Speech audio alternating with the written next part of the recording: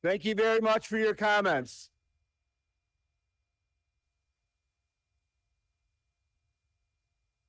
Our next speaker this morning is Giovanna Alvarez.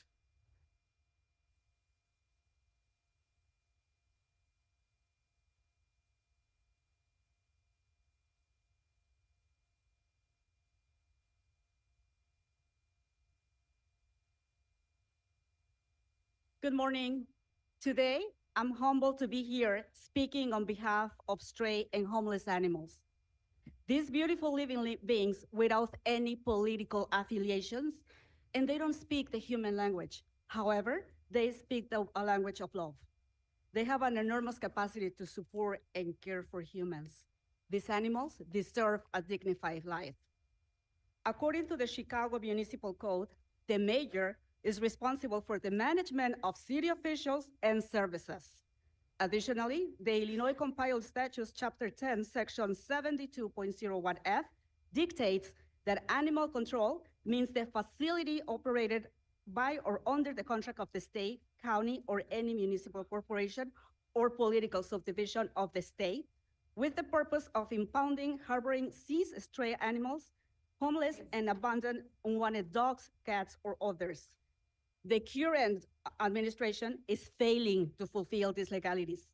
For 2 years, the Chicago Animal Care and Control has been lacking an executive director.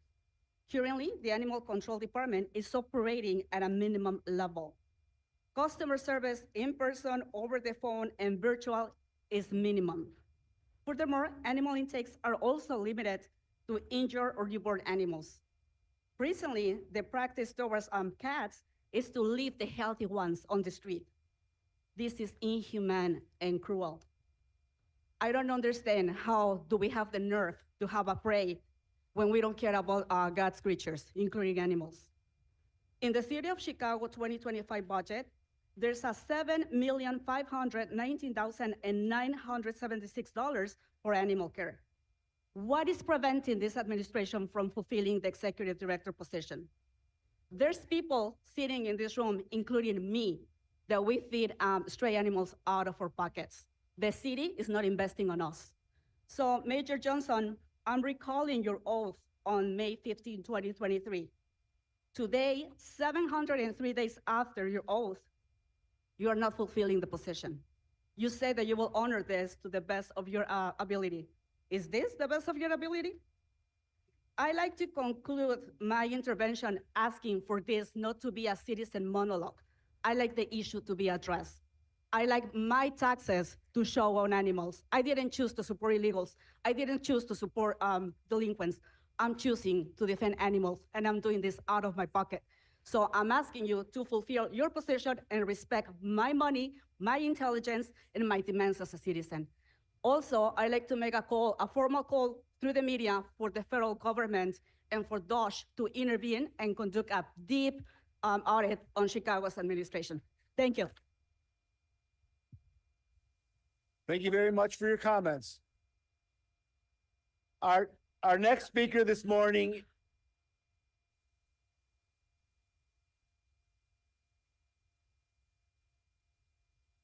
is Kathy Gregg.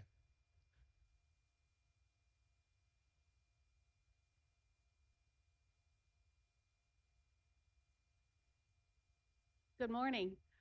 My name is Kathy Gregg, and I'm here representing Streeterville Neighborhood Advocates. Thank you for the opportunity to speak.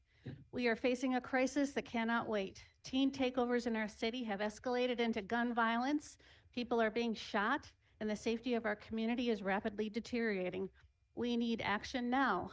I urge this council and Mayor Johnson to support an 8 p.m. curfew for unaccompanied minors in the downtown business districts, including Streeterville. This isn't about criminalizing youth, it's about keeping them safe, keeping the downtown livable, and supporting the businesses that keep the city running. Everything that the city has to offer is available to all, including unaccompanied minors, before 8 p.m. Streeterville is the corridor to Navy Pier, the busiest tourist attraction in the city, with 9 million people visiting annually and home to an ANC movie theater. Both venues already enforce age restrictions for unaccompanied minors because for other reasons you can find on their websites, this includes safety and order for the sake of their patrons, vendors, and staff. Over the past few years, teen takeovers have been amplified by influencers on social media. These unlicensed and highly organized efforts draw hundreds of unsupervised youth into the loop along the lakefront beaches and parks and neighborhoods. The influence encourages theft, vandalism, assault on bystanders, infighting amongst the teens, rioting, and now tasing, and gun violence for all likes, followers, and shares on Instagram, TikTok, and Facebook. Of course, most kids do not carry guns or tasers or have the intent to do harm at these meetups, but they all have their phones. Passersby and tourists do too. They all take videos for their own "I was there" moment. The dark appeal of chaos in public spaces goes viral, and this becomes the image of our city. As a resident, I can tell you I'm worried not just for myself, but for the business owners and their staff, for the doctors and nurses at Northwestern that change shifts at Northwestern at night, for our first responders, and for the teens in the middle of it all. They need our guidance, they need our leadership. Mayor Johnson, as a former middle school teacher, we understand your desire to ensure that these students have access to all areas of the cities. But the curfew would keep them available, during the summer and on the weekends. They need structure and boundaries and safety. I was on the school board myself in our hometown, and you know how hard it is to keep the kids learning. When they're traumatized, they can't do so. So please, please do something for us. Will you make that commitment to us? And we will help you find the structure for them for after school programs. We commit to you, to the neighborhood advocates will commit this to you. Please make the commitment to keep us safe. Thank you. Thank you very much. Our next speaker is Carlos Garcia Roman.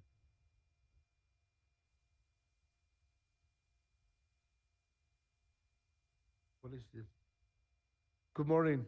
My name is Carlos Garcia Roman, and Rosa is going to help me translate the issues with cats. My name. Okay, I'm just going to read what he wrote that was translated. My name is Carlos. I am here to speak for the voiceless at Animal Care and Control. Thank you, Alderman Ray Lopez, Alderman Bill Conway, for hearing me and recognizing the crisis at hand. I implore you to look to alternative solutions to the animal crisis in our city. It has been very personal with me, specifically with CACC, that staff is either overwhelmed, burnt out, don't care, or are simply feeling defeated. It smells of death, literally, there at CACC. The Inspector General's office cites that 79% of the CACC budget is allocated to staff, which leaves little to the care of for the animals. It leaves no room for programming, education, or supplies. The CACC Amazon wish list doesn't consist of just fun things like toys or treats. Rather, a dog net catcher, snake catcher net, pocket flashlights, and dustpan brooms set. Average salary is $80,000. There is not a permanent qualified director for leadership. Volunteers are afraid to speak out in fear of being let go. A petition has been put out demanding change. It is now 4,400 signatures. If you will not allocate more funding, as they do in other major cities, please consider outsourcing the care to some of the many legitimate and vetted rescue groups and leave control, along with a few others. I am holding a low-cost vaccination clinic in Mayor Burnett's ward on the west side to help keep pets at home with their families. Thank you to those of you that have pets at home. Thank you very much for your comments. Our next speaker this morning is Mary Ball.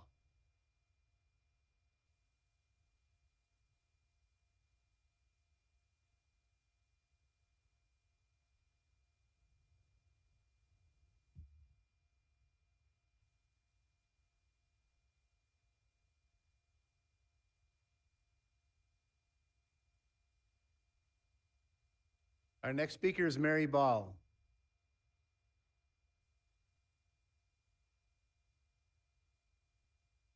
Your Honor, there are no further speakers who have timely signed up for the public comment period. Very well. Thank you very much.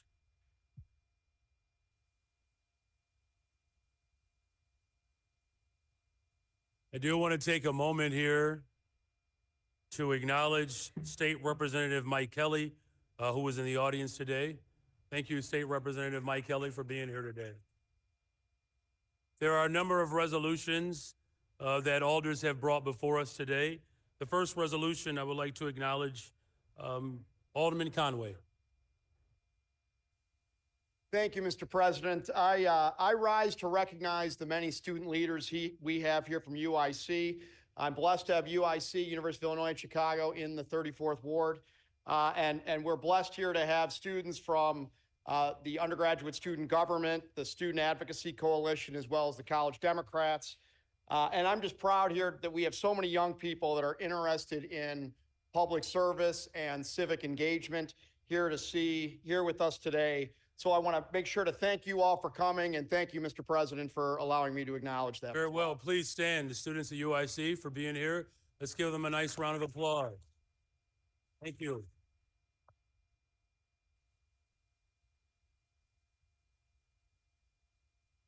Very well. The chair recognizes Alderwoman Dow for acknowledgement of Jim Cunningham.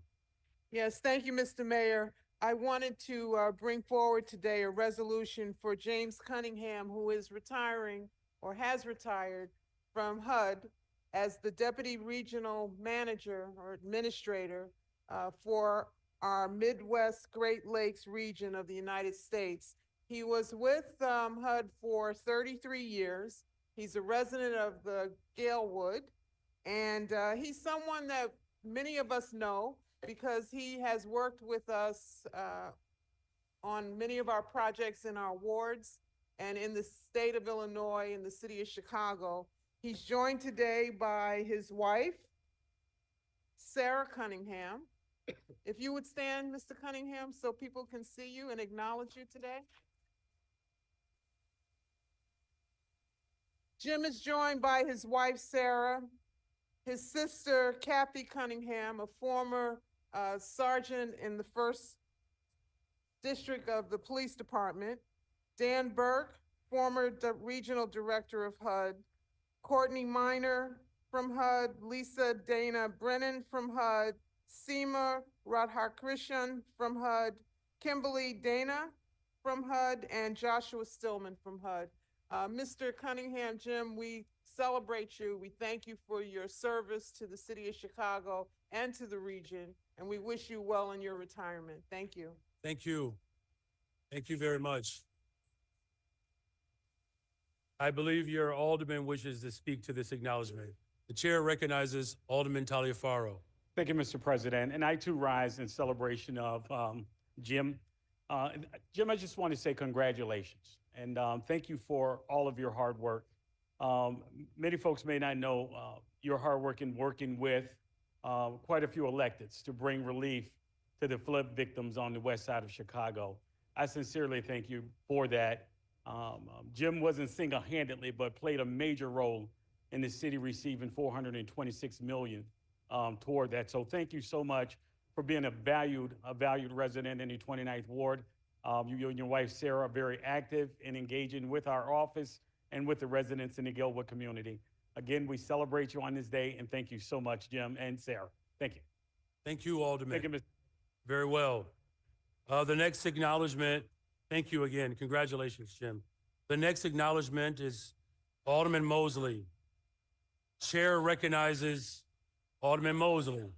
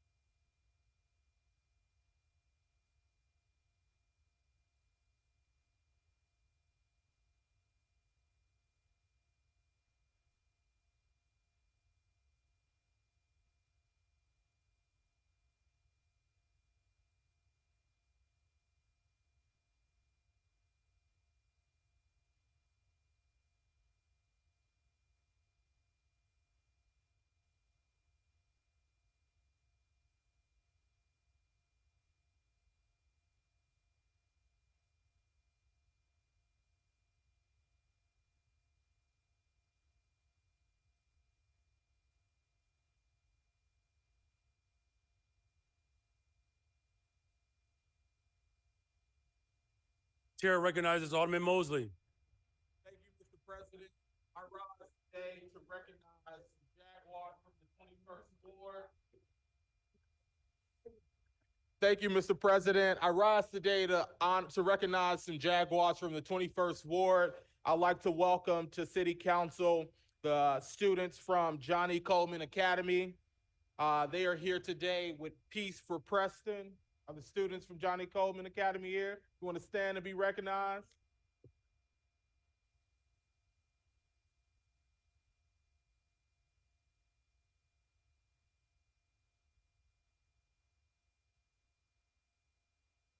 Always great when we get to recognize our future and the best that the city has to offer and our young folks. I'm thankful to the partnership with Dion Moon, the founder of Peace for Preston, and honor our late, great fallen officer, Ariana Preston. And again, welcome to City Council. Thank you for finding it not robbery to be here, but to learn lessons and to see civics and works. Thank you, Mr. President. Thank you, Alderman. Thank you again to the students of Johnny Coleman. Chair recognizes Alderwoman Lee as she provides acknowledgement for Sikh Heritage Month. Thank you, Mr. President, and I rise in recognition of Sikh Awareness and Appreciation Month in honor of the profound contributions of the Sikh American community to our city. In particular, I'd like to acknowledge the guests that we have in the chambers with us today. My computer just went out. Thank you. We have Mr. Rajinder Singh Mego, Sarwan Singh Raju, Shiva Singh Khalsa, Kuldeep Singh Makar, Jeet Singh, Dilpreet Kaur, Navjot Kaur, Kamaljit Singh, and Harinder Pal Singh. Thank you so much for being here today.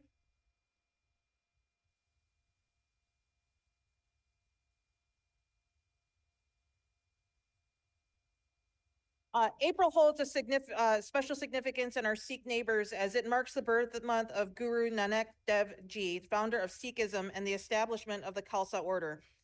These events epitomize Sikh values of truth, service, equality, values that we must as a city uphold. And for over a century, Sikh Americans have played a vital role in Chicago's growth and prosperity. They are also sadly among the most vulnerable populations to hate crimes. It's our collective duty to stand against all forms of discrimination, echoing Sikh founding principles of egalitarianism and respect for all. And by officially recognizing April as Sikh American Heritage Month, we reaffirm our commitment to fostering religious diversity, tolerance, and understanding in our city. And I extend my deepest gratitude to the Sikh American community for both their efforts and tireless efforts in shaping our city and insistence that we can and should do better by one another. Thank you. Thank you, Alderwoman. Thank you all for those resolutions. Chair recognizes Alderman Mitchell for the suspension of the rules temporarily for the consideration of a couple of resolutions. Mr. President, I move for the temporary suspension of the rules for the immediate consideration of these resolutions. Very well, hearing no objections, so order. In the interest of time and respecting people's time, we will forego the reading of these resolutions and go straight to the remarks from City Council. Our first resolution is in recognition of the commemorating of Earth Day. Are there any alders that wish to speak to this resolution as our strong advocates and organizers take the box?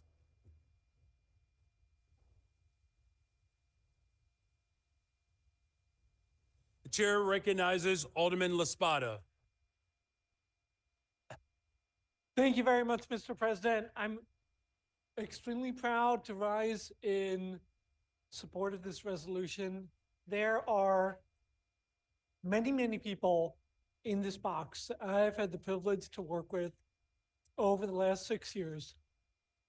But when Chairwoman Haddon reached out by email and said, can you think of someone from your ward that you would hope to honor, someone who has led with consistency and accountability? Within 2 minutes, I think it was in 2 minutes of receiving that email, I reached out to Marjorie Isaacson to ask if she would allow us to honor her in this space. And the funny thing is, 45 minutes later, my chief of staff independently reached out to me asking the same thing about you, Margie. In the 6 years that I've had the privilege to do this job, no one has provided more consistent insight and accountability and conviction to me and to my whole team than you. Through your work with Chicago Recycling Coalition, through your work with Open Lands, the wisdom that you've brought around everything, truly everything, from how we advance municipal composting, how we inoculate against the emerald ash borer. I'm always grateful for your leadership, because it's not about titles or salaries. It's about the conviction that you bring to your work and the way you hold me accountable and the way you truly enliven my imagination for what sustainability and what healthy, thriving communities look like on a municipal and neighborhood level. So thank you every day for what you do for me, for my team, for my daughter, who continues to talk about you and the tree mulching events that we do together. I'm really looking forward to being out there in a few weeks. I'm incredibly grateful for you and for the whole box here. Thank you, Mr. President. Thank you, Alderman. Chair failed to recognize Alderman David Moore for a brief acknowledgement and wishes to speak at this time. The chair recognizes Alderman David Moore. We could have finished that one up, My Mr. apologies. President. We could have finished it up. First of all, I'd like to, on behalf of myself and out of the 20th Ward, Alderman Jeanette Taylor, have urban prep young men down here. Would you all please stand? I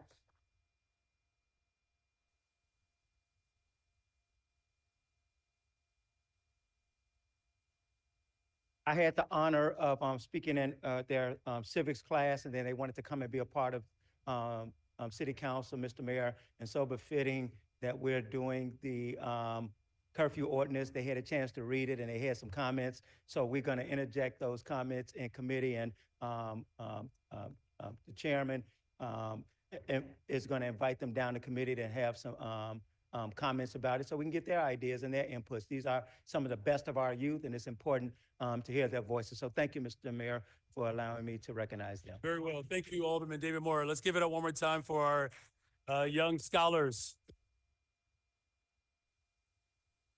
And Alderman David Moore is certainly a well-recognized scholar, but if you're looking for a certified teacher, a social studies teacher to come to your civics class, just holler at a brother, okay?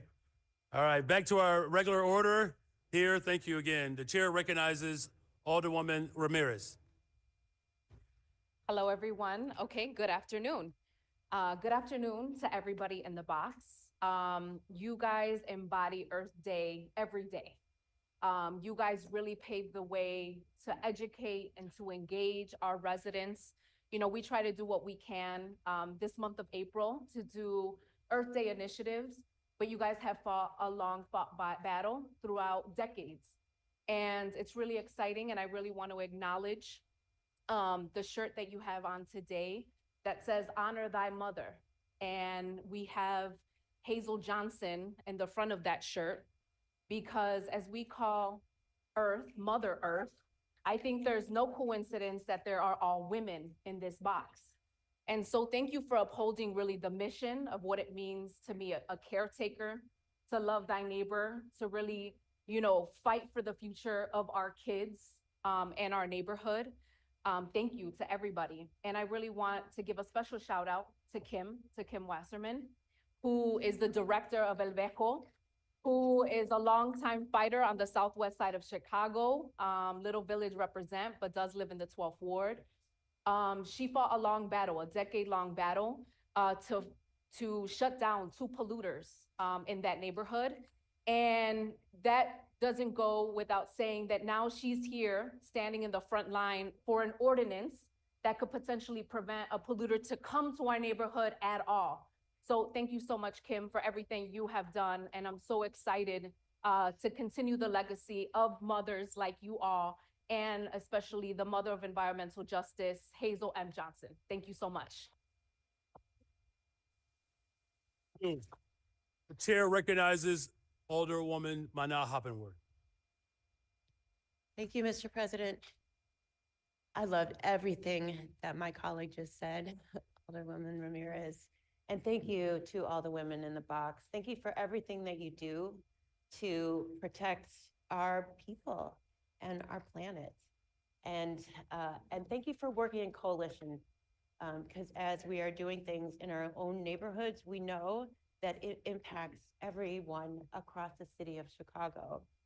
And that's one reason why I'm really proud to honor one of you in the box, particularly Trisha Van Eck, who is sitting in the back row. And Trisha has been bringing people together for a very long time on the north side, because we know that what we do matters across the city of Chicago, to bring awareness to the sacrifice zones that we cannot forget, and to bring awareness to generations to come who are going to benefit from the work that we are doing today. So thank you all that are in the box. Trisha Van Eck is a longtime resident of Edgewater and co-chair of the Edgewater Environmental Coalition, along with Renee Patton. And I'm so glad to have you here as a testament to the care that the 48th Ward has for sustainability and community, and the strong bond between the two. The Edgewater Environmental Coalition has had its roots in the 48th Ward since 1990, when it was called Edgewater Beautiful. Since then, they've developed a coalition of community members and environmental stewards who bring green voice to local challenges. EEC offers opportunities for community to come together and to take action to protect our environment and green our community, including beach, dune, and park stewardship events where neighbors come together to clean and tend to our green spaces in our lakefront, parkways for pollinators, which transforms public spaces into forages and habitats for pollinators, Edgewater Community Garden, where neighbors come together to grow and share edible plants and learn from each other about planting and horticulture. In addition to your leadership with EEC, Trisha Van Eck is the founder of 6018 North, a nonprofit art space in the community neighborhood that empowers artists to work with the public to nurture creativity and build community. Many of 6018 North's exhibitions also touch on issues related to sustainability and the natural world. I've been grateful for my opportunities to visit this vibrant community space. As we come up on Earth Day 2025, I'm truly delighted to celebrate Trisha and her years of work to bring neighbors together around a shared vision for a greener world. Thank you, Trisha. Thank you. The chair recognizes Alder Maria Haddon. Thank you, Mr. President. Hello, all my friends in the box.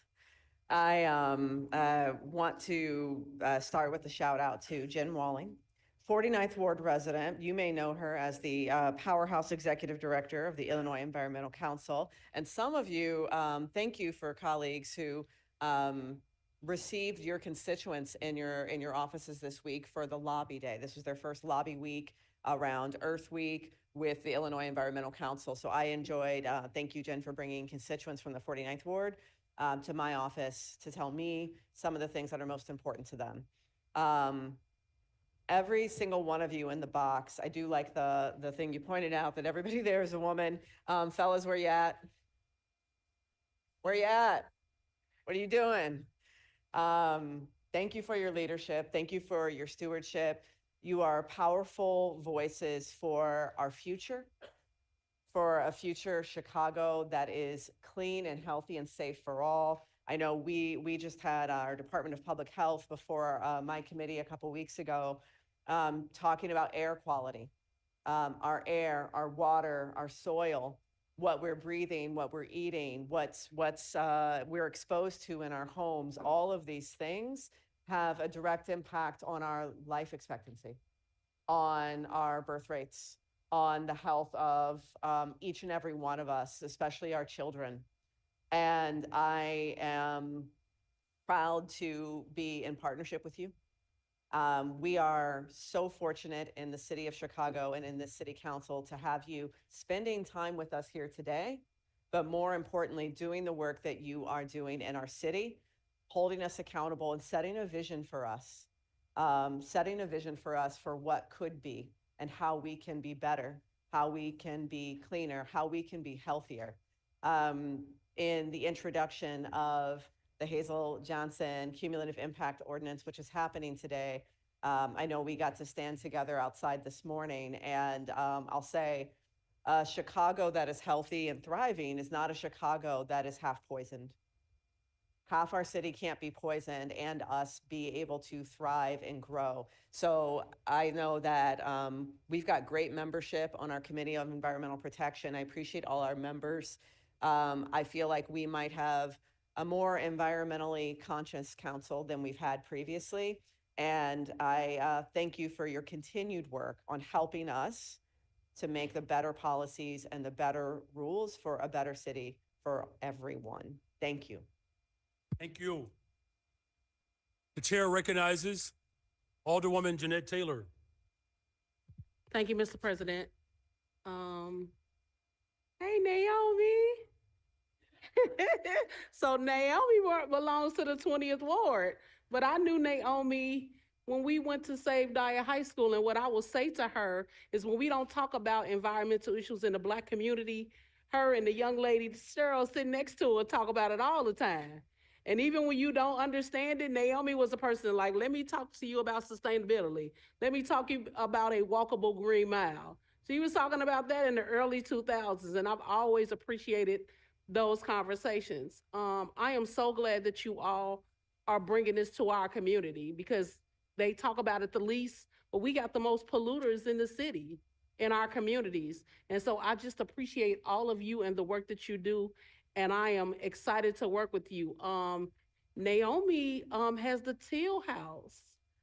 She has honored Emmett Tills, the young man who was killed for allegedly whistling at a white woman. And so she got the house and turned it into a place where the people in the community can actually go to and see our history. And too often we don't get to own those institutions. And so I'm just grateful that she has it. Thank you to everybody in the box for the work you do. Women, we rock. Thank you, Mr. President. Thank you.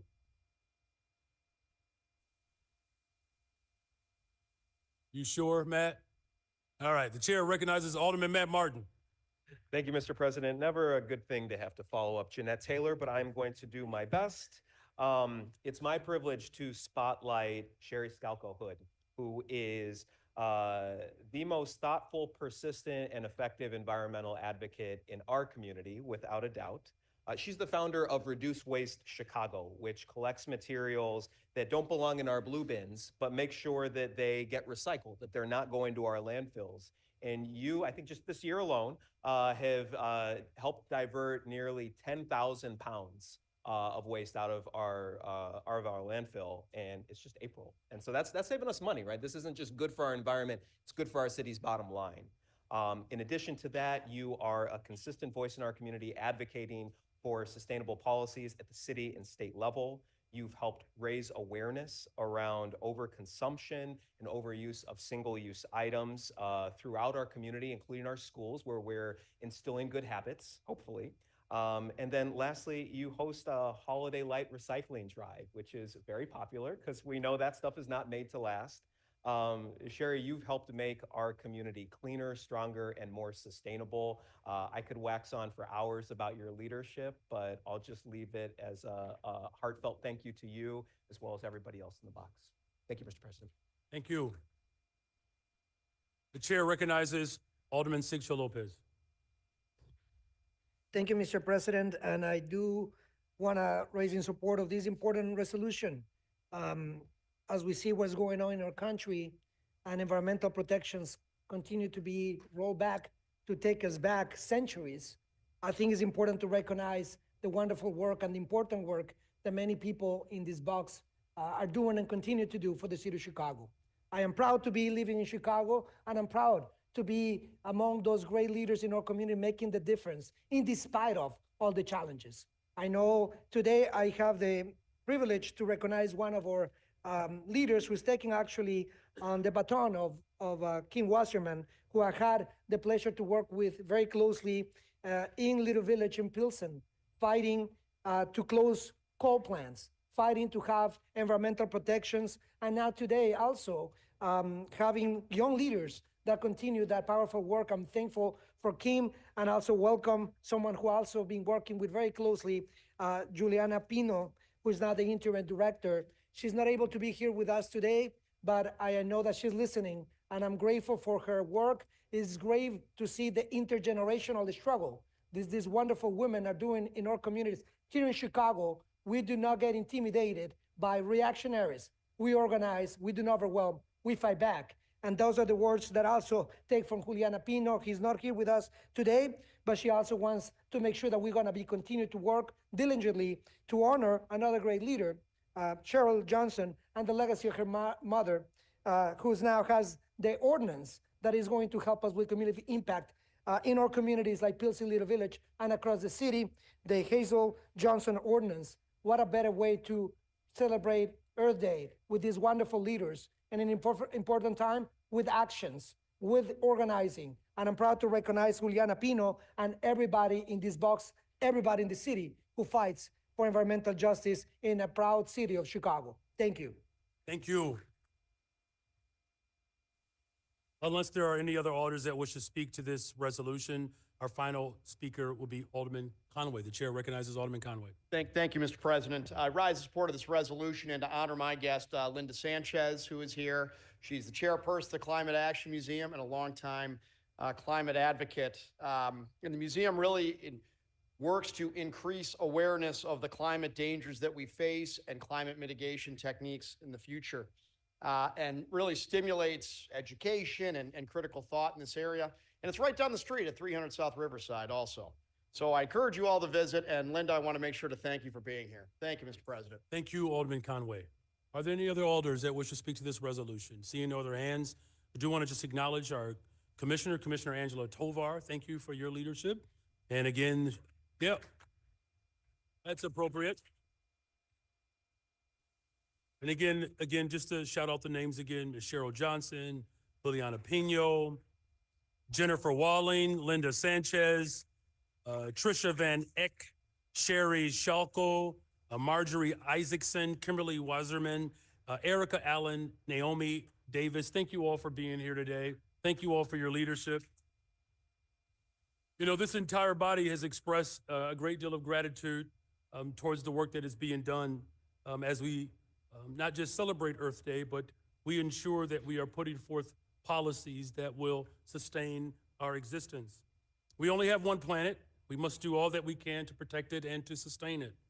And yet we are seeing climate change affecting people here in Chicago and around the world, with people experiencing warming temperatures, prolonged heat waves, and more extreme weather events. And here in Chicago, we are also feeling the effects of climate change and trying to overcome systemic environmental racism in underserved communities. As we celebrate Earth Day this year, let us also challenge ourselves to continue to do the work that environmentalists and activists and organizers and change makers such as Hazel M. Johnson have done. We must continue to do the work that's necessary to put forth our best efforts so that what we do today will have a positive impact on future generations, so that they can inherit a cleaner, a greener, a more sustainable, healthier planet.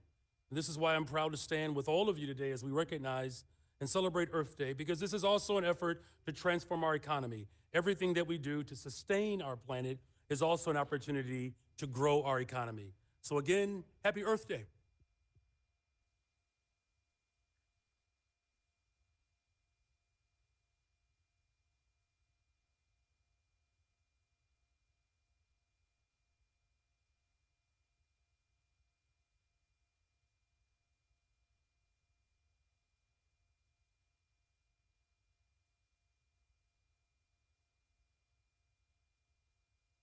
All right, our next resolution,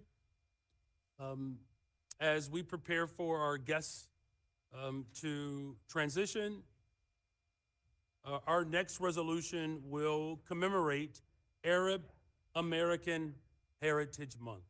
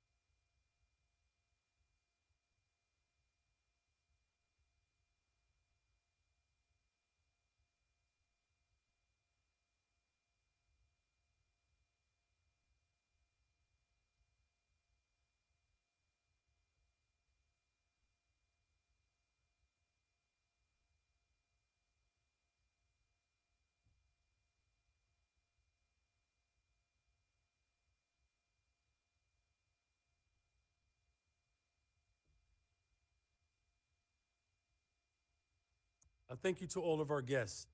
Our first speaker of the City Council, in recognition and honor of this resolution, the chair recognizes Alder Rosanna Rodriguez Sanchez.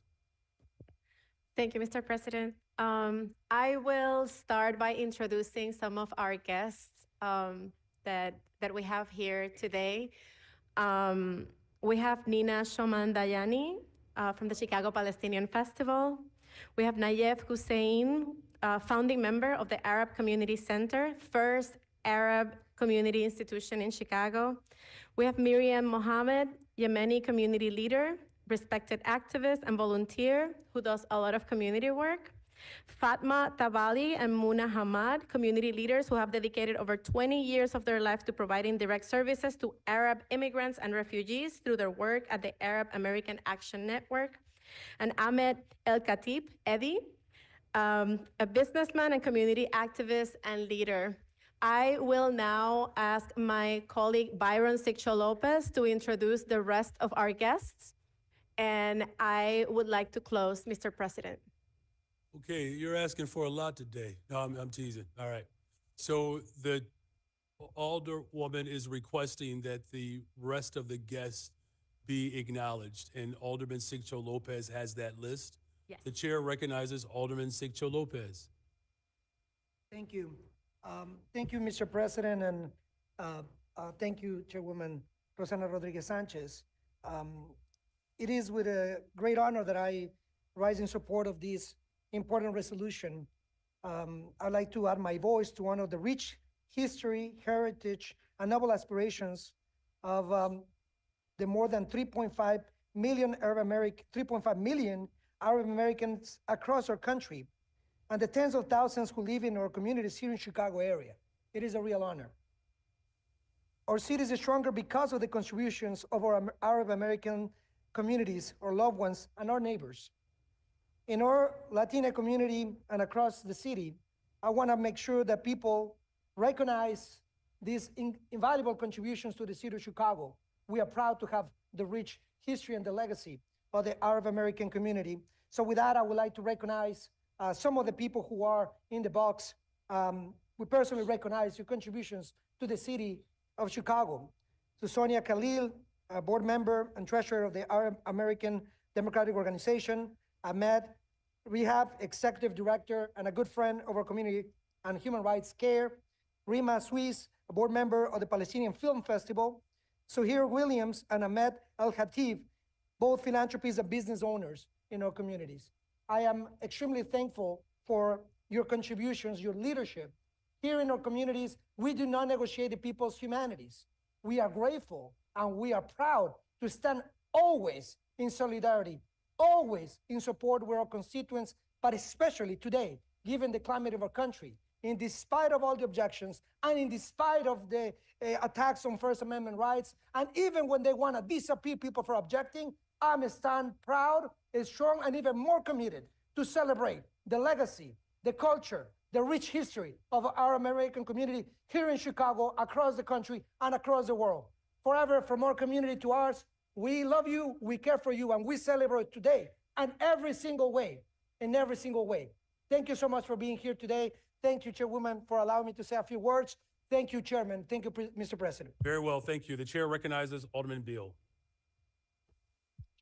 Thank you, Mr. President. Mr. President, I rise to support Sue and her husband, who are great business people in the city of Chicago and the South Suburban area. You're talking about two wonderful individuals who not only give back to the community, but if you have not had the pleasure of tasting S2's food, you are truly, truly missing something. Okay, and I know some of my colleagues had the pleasure of tasting those lamb chops the other day over at Kennedy King. And so if you don't know, you better get over there and get you some of those lamb chops. And so I am extremely selfish because I've known them for quite a few years, and there's no better business people, partners in the community than Sue and her husband, Andre. So thank you all for being here. Keep up the great work. And, you know, I wish I could say more, but, you know, time is gone. But thank you so much for everything that you all do and continue to be a blessing to the community. Thank you. Thank you. Chair recognizes, this ought to be good, Anthony Quesada. Thank you, Mr. President. My name is Anthony Joel Quesada, and I rise in support of this resolution.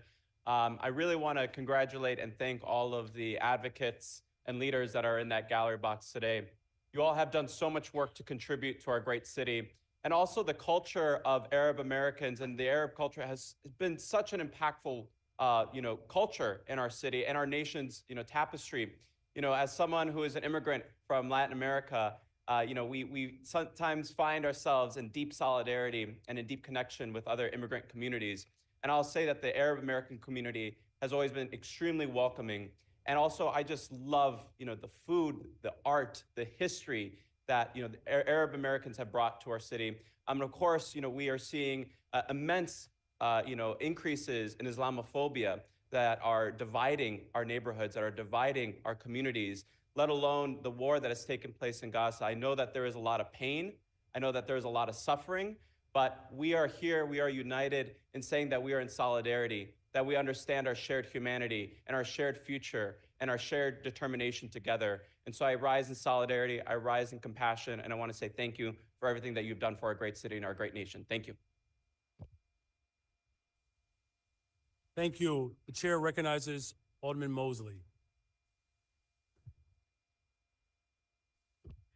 Thank you, Mr. President. I too rise in support of this resolution and want to highlight the contributions of Susu and Andre Williams. When you talk about destinations, these entrepreneurs and business owners have decided to invest in places that sometimes don't get to see investment. And not only did they come, but they brought their best.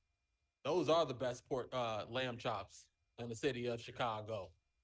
And so I'm immensely grateful that they decided to invest in the 21st Ward, to bring their talents there. And if I could find another spot for them in the ward, I would, and would encourage that my colleagues too seek to have an S2 there in their ward. Thank you, Mr. President. Welcome. It's going to lobby right in front of me. That's pretty impressive, Alderman. The chair recognizes Alderman Rodriguez. Thank you, Mr. President. I'm happy that my colleagues have brought up the cultural distinctions that Arab Americans have made, the immigrant contributions that Arab Americans have made. But it is a fact that the Arab American community is a growing political force in our city, in our region, in our country. And we need to recognize that. These past elections It was Arab American voters who turned Orland Park in the right direction. It was Arab American organizers in Aurora who moved that great city into a better direction. It is your community that is showing the lead in these communities and in your community. I take great pride in saying that this morning, my first meeting this morning was with my good friend, State Representative Abdul Nasser Rashid, who's such a fighter and an organizer on so many issues. And let's be clear, you're not just leading on issues that are pertinent to the Arab American community.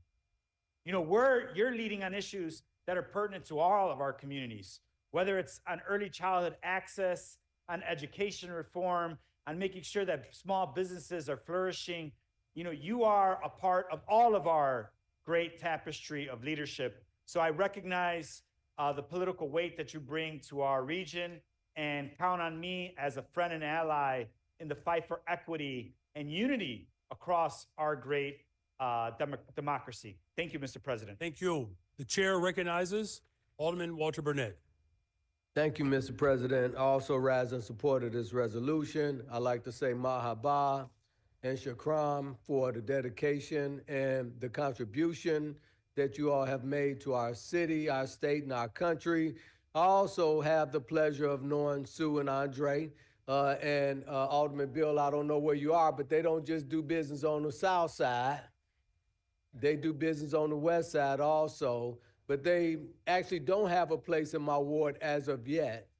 But what they have done, they have been mentoring young African-American entrepreneurs in our ward. We have some soul food restaurants that they have mentored a young lady. I really appreciate everything that they do.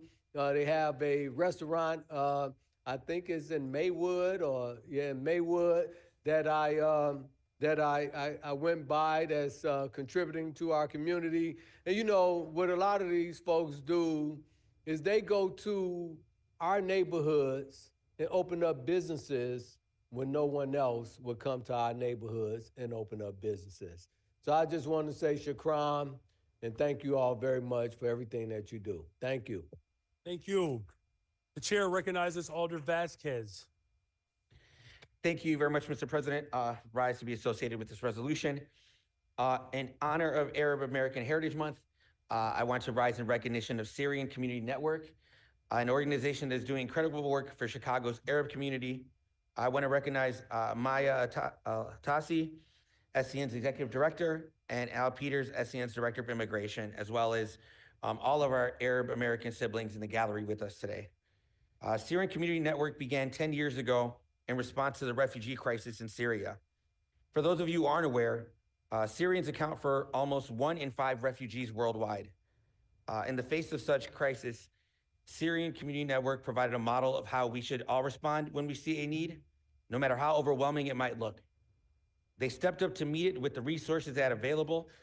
When the first Syrian families began to resettle in Chicago, SCN was there, matching refugees with mentors to help them navigate new systems, languages, and cultures, and providing them with funds and support to help with rent, food, and other basic needs. Now, 10 years later, they have welcomed over 2,000 people from 30 different countries, speaking more than 18 different languages.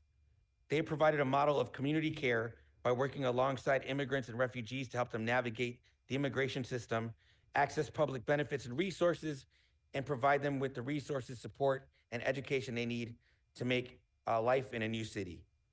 They also provide educational, social, and emotional support for kids navigating a new school system in a new country, often in an entirely new language. In a time when so many folks are attacking immigrants and refugees, SCN's work is a beacon of hope to remind us of the power of community, of the magic that happens when we keep showing up for each other despite the obstacles.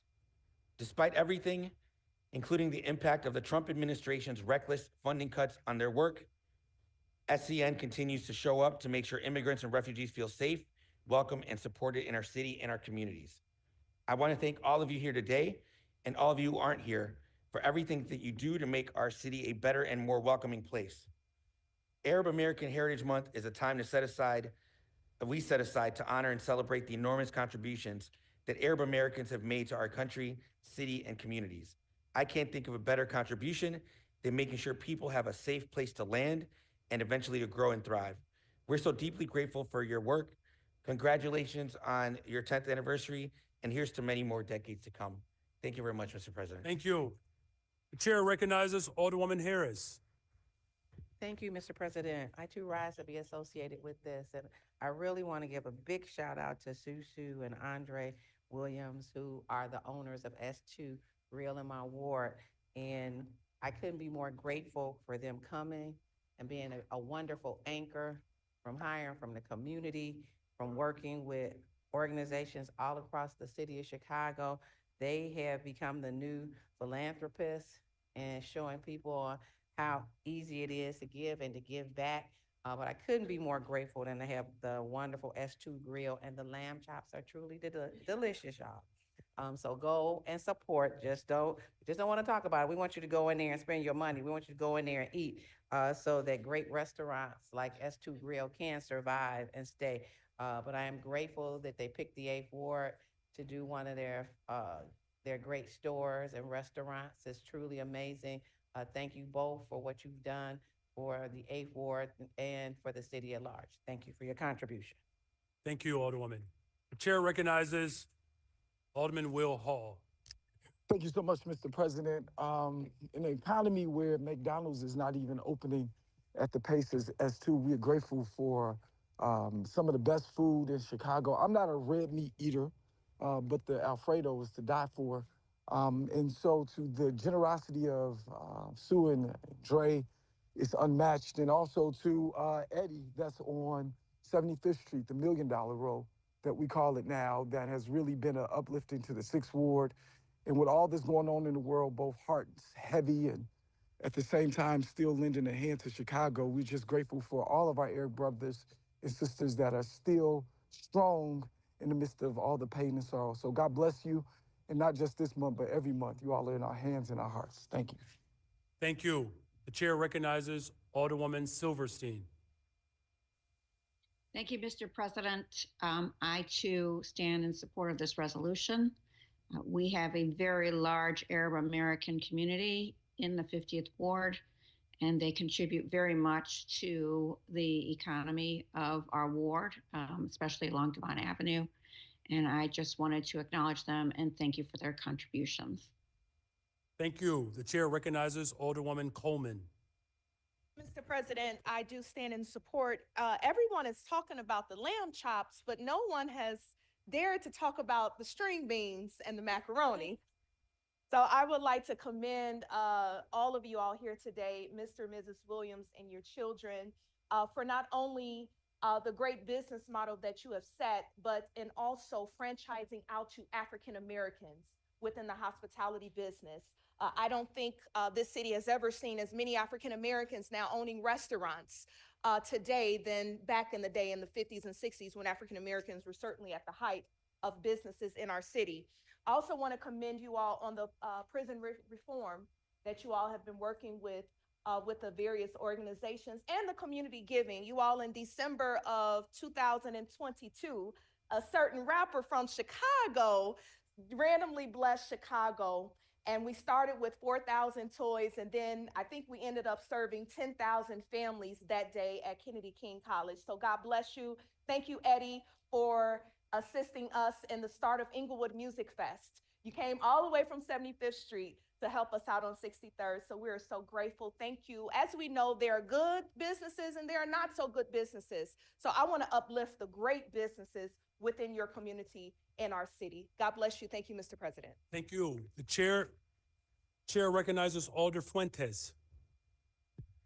Thank you, Mr. President. I too stand to be associated with this resolution. First, I want to commend everyone in the box for your steadfast leadership, your commitment to community, but your investment in making the city of Chicago a better city. The Arab community aren't just major contributors to culture in the city of Chicago. They've been major contributors to healthcare, to law enforcement, to business, and every sector that we all participate. And to elevate my colleague Alderman Rodriguez's point, a major political bloc in the city of Chicago. And that takes major investment, but more importantly, the sort of participatory democracy that the Arab community has taken on to educate their people. We acknowledge that. In the 26th Ward, I have dozens of Arab businesses doing great things, contributing to our community, being some of the largest economic contributors of the 26th Ward. But I also want to say that, like the Latino community, the Arab community is not monolithic. There are many different lived experiences, languages, cultures, and political positions in the Arab community. But one thing Arabs are always proud of is to be Arab and to represent their community. And they lock step and arm with one another when they have to defend their people. It's admirable. And in this moment, we know just how difficult it has been for the Arab community. I want you to know that in the Puerto Rican community, the way we've been able to depend on the Arab community, that you all could depend on us. Thank you for being in the box, and thank you for everything you do in the city of Chicago. Thank you, Mr. President. Thank you. Chair recognizes Audrey Villegas. Thank you, Mr. President. I also stand to be associated with this resolution. Chicago being home to the fourth largest Arab American community, this body in 2021 put forward a resolution to identify MENA, Middle Eastern North African category, as a category to take a look at and analyze, so that way moving forward, we could take a look at putting forward opportunities through the Minority and Women Business Enterprise to include this community. This body also sent a resolution calling on Congress to identify MENA during the census, so that way we can determine and understand what the total population is of the Arab American community and put forward programs to assist these communities as well. So I stand wholeheartedly in support of this resolution, having the ICCI in Belmont-Cragen, the mosque that I work closely with to make sure that we're putting programs forward and making sure that our community is heard. So I stand again associated with this resolution. Thank you, Mr. President. Thank you. Chair recognizes Alderwoman Lee. Thank you, Mr. President. And I too stand in strong support of this resolution. Arab American Heritage Month was the first month I got to recognize as an alderperson 3 years ago. So it additionally means something special to me, but as a fellow something American, as we all are here, I think that we in particular have the challenges of honoring our culture and our heritage while forging a path here in a country that isn't always such a friendly place. And we do that for our children and for our families to have a better life. So I thank you on behalf of all of these communities, including yours, for making the investment and for all the sacrifice that you have engaged in order to provide not just for your families, but for the communities that you're continuing to build and the culture that you continue to honor with your heritage here. So thank you for all of your contributions, for the service in the communities, for all that you do to set the example for all of us here, what it means to be American. Thank you. Thank you. The chair recognizes Alderman Laspada. Thank you very much, Mr. President. I'm very, very proud to rise in support of this resolution. We've been talking a lot about the food of the Arab American community. I would encourage everyone to also pursue food for their souls. If you're not reading the poetry of the long Arab American community, folks like Rumi, Hafez, my mom raised us on the writing of Khalil Gibran, words that continue to inspire me to this day. And I'm very grateful for the words and accolades today, because I'm sitting here and I'm remembering the 90s, and honestly past the 90s, where the characterizations of Arab Americans in pop culture were consistently cheap and cruel and mean-spirited, and how easy it was for so many to laugh at those characterizations in the movies and the TV that they watched.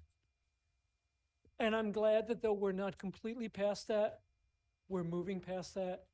I'm grateful for my daughter, that as she grows up, she'll have an Arab American principal. Shout out to Nader El-Masri at Goethe. I'm glad that she will know and hopefully be guided by Arab American role models like public servants like Rowaida Zatar, folks in my community who are incredible civil servants, I'm grateful for where we're moving towards a broader, more loving, more welcoming view and collaboration with your community, which for all of our talk is not monolithic, but is so broad and embraces so many cultural traditions and identities. So thank you so much for being with us today. Thank you, Mr. President. Thank you. The chair recognizes Alderman Gardner. Thank you, Mr. President. I too rise in support of this resolution. The 45th Ward in the northwest side of Chicago is home to. Thank you. Yes, 45. All right. Good to see. Is home to many Arabs, and I am proud to say I have a number of Arabs, 3 Arab Americans on my staff to help serve our community, which we're very proud of. But long before I was I started my political career, I was blessed to have a number of friends and mentors from the Arab community who helped shape my life. And I am very grateful to be a part and learn about the Arab culture, not just the food, not just the music, not just the traditions, but most importantly, the friendships, the solidarity. You are great people, and I am proud to call many of you friends. Many of you are in the box today, and I wish you all the best. Thank you. Thank you. The chair recognizes Alderman Lopez. Thank you. Thank you, Mr. President. Good afternoon, members of the City Council, and to our guests. I gladly rise in support of this resolution recognizing the contributions of Arab Americans, Middle Eastern, and North African individuals here in our city. I also want to take a moment while we commemorate those who have been invited here, even the next generation right here, who hopefully will be on this side when she gets older.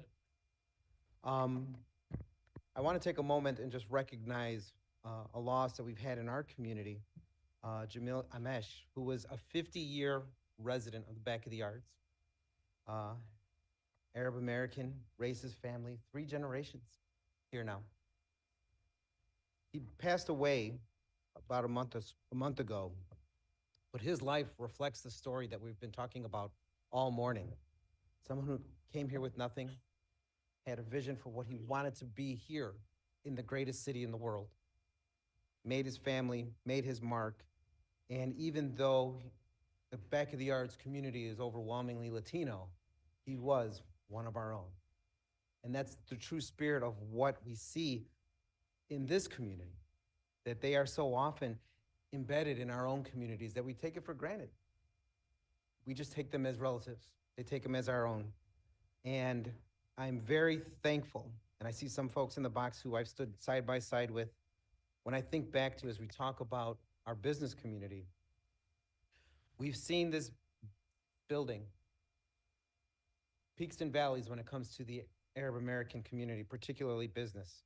I'm glad today we're at a peak, but I do want to just take a moment to remind everyone we've seen weaponization of this building targeting Arab businesses. The previous administration made a task force to specifically close 150 Arab American businesses, pointing the finger at them as somehow being a negative impact, when a vast majority of them were just victims of circumstance. We stood shoulder to shoulder to fight back for 3 months to get the former mayor off their backs. Because while she didn't realize their value, many of us did. And I'm very thankful that a vast majority of those owners, those businesses, survived and have gone on to thrive because we were able to see them for who they were, which were positive contributors to our community. So hopefully this peak can remain a plateau that keeps going, because we never want to go back to those dark days, pointing the fingers at people who we know are positive contributors in our neighborhoods. And just to take a moment again to uplift the name of Jamil Ayesh, who would have been very proud to have joined his family and friends in this box as well. Thank you, Mr. President. Thank you. Chair recognizes Alderman Yancey. Good afternoon, Mr. President. I too rise in support of this resolution.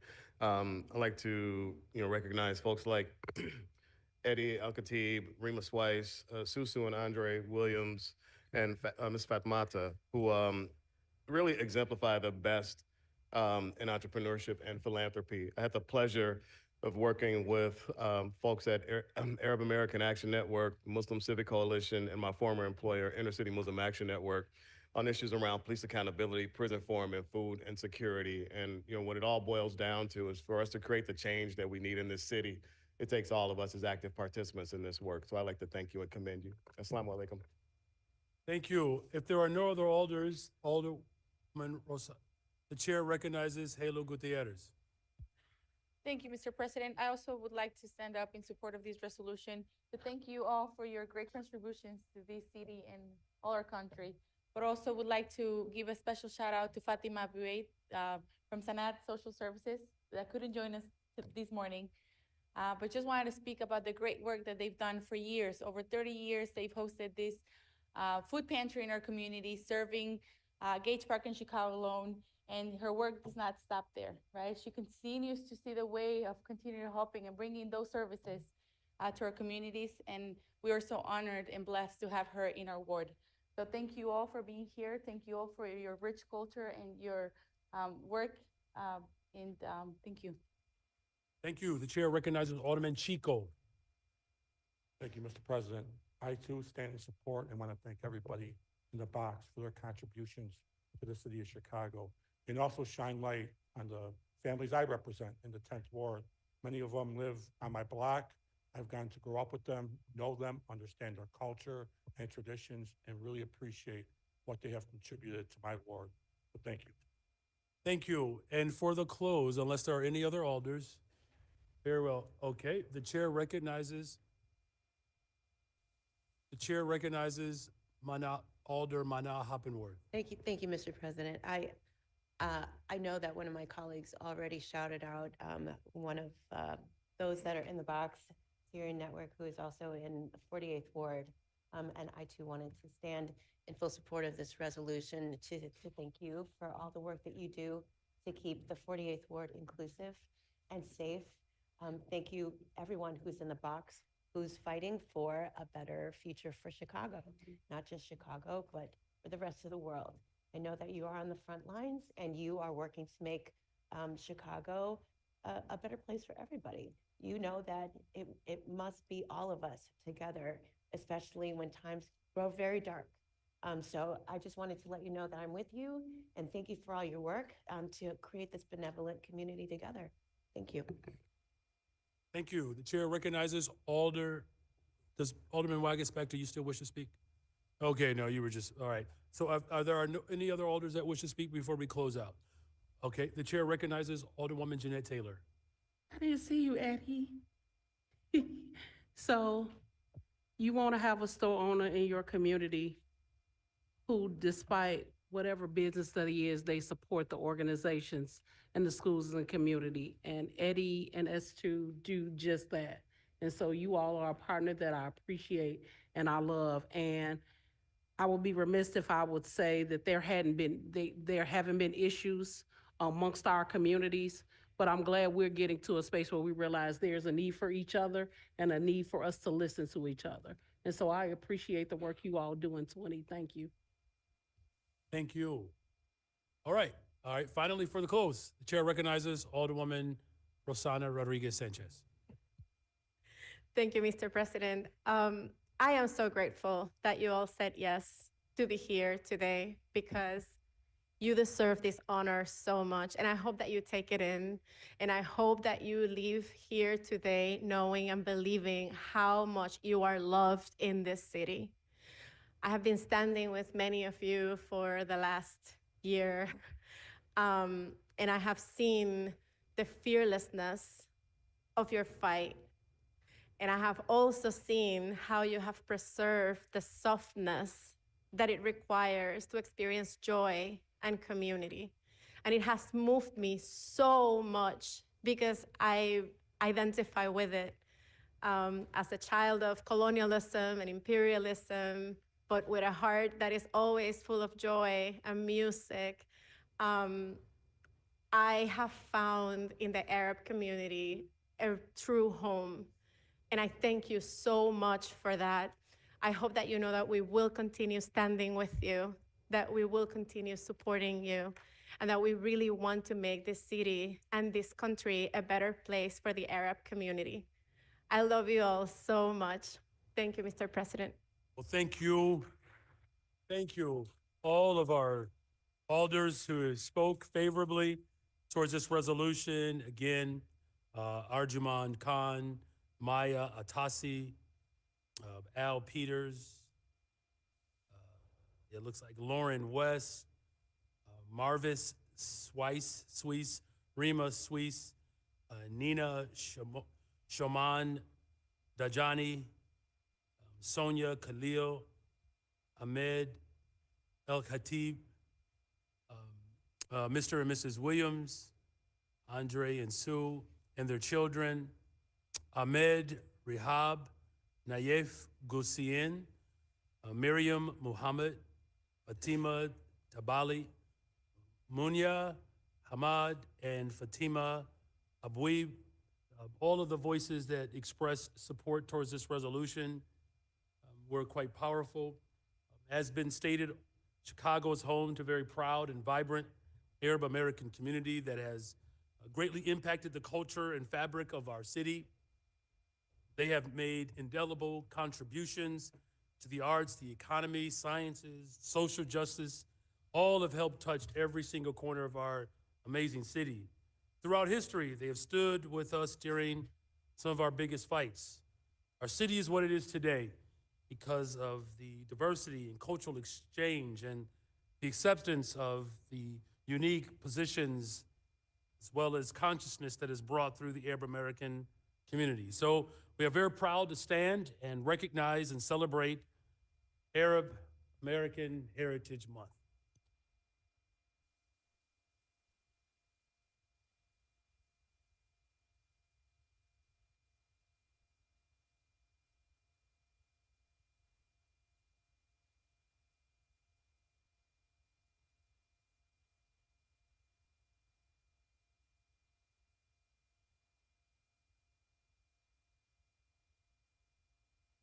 Alderman Mitchell, can I get a motion for the passage of both of the resolutions? Mr. President, I move passage of both resolutions in the omnibus.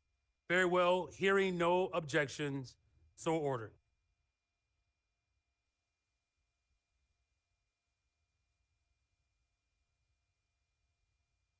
Okay, we'll give our guests just a moment to move on with the rest of their day, though none of you can leave. In this chamber, we still have some more work to be done.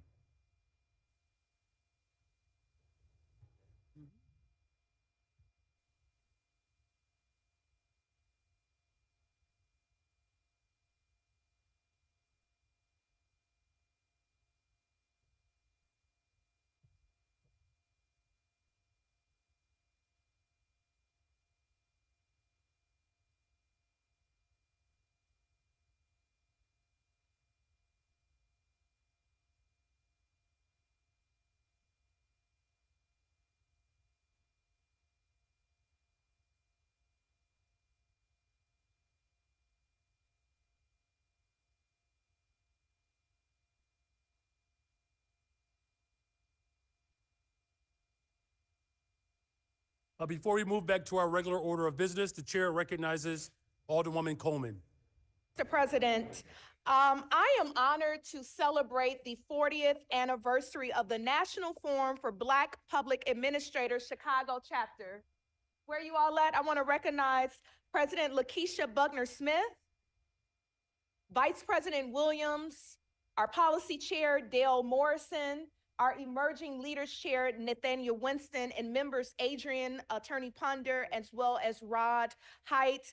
Thank you so much for your unwavering commitment to Black excellence in public service. You all, for 40 years, NFBPA has been a driving force in advancing Black leadership in local and state government, empowering professionals, building pipelines, and shaping policy that serves our community. You all, this milestone isn't just a celebration of the past, but it is a call to action. So thank you for 40 years of service to our community on behalf of the Chicago Automatic Black Caucus and City Council. God bless you all. Thank you, Alderwoman Coleman. Alderman Mitchell. I move that we return to the regular order of business. Hearing no objections, so ordered. Next up, communications. Madam Clerk. Communications from His Honor the Mayor to the Honorable the City Council of the City of Chicago. Ladies and gentlemen, at the request of the Commissioner of Fleet and Facility Management, I transmit herewith an ordinance authorizing the execution of a TIF redevelopment agreement and renewed lease agreement with Chicago Children's Advocacy Center. Your favorable consideration of this ordinance will be appreciated. Very 2 years, Brandon Johnson, Mayor, referred to the Committee on Finance.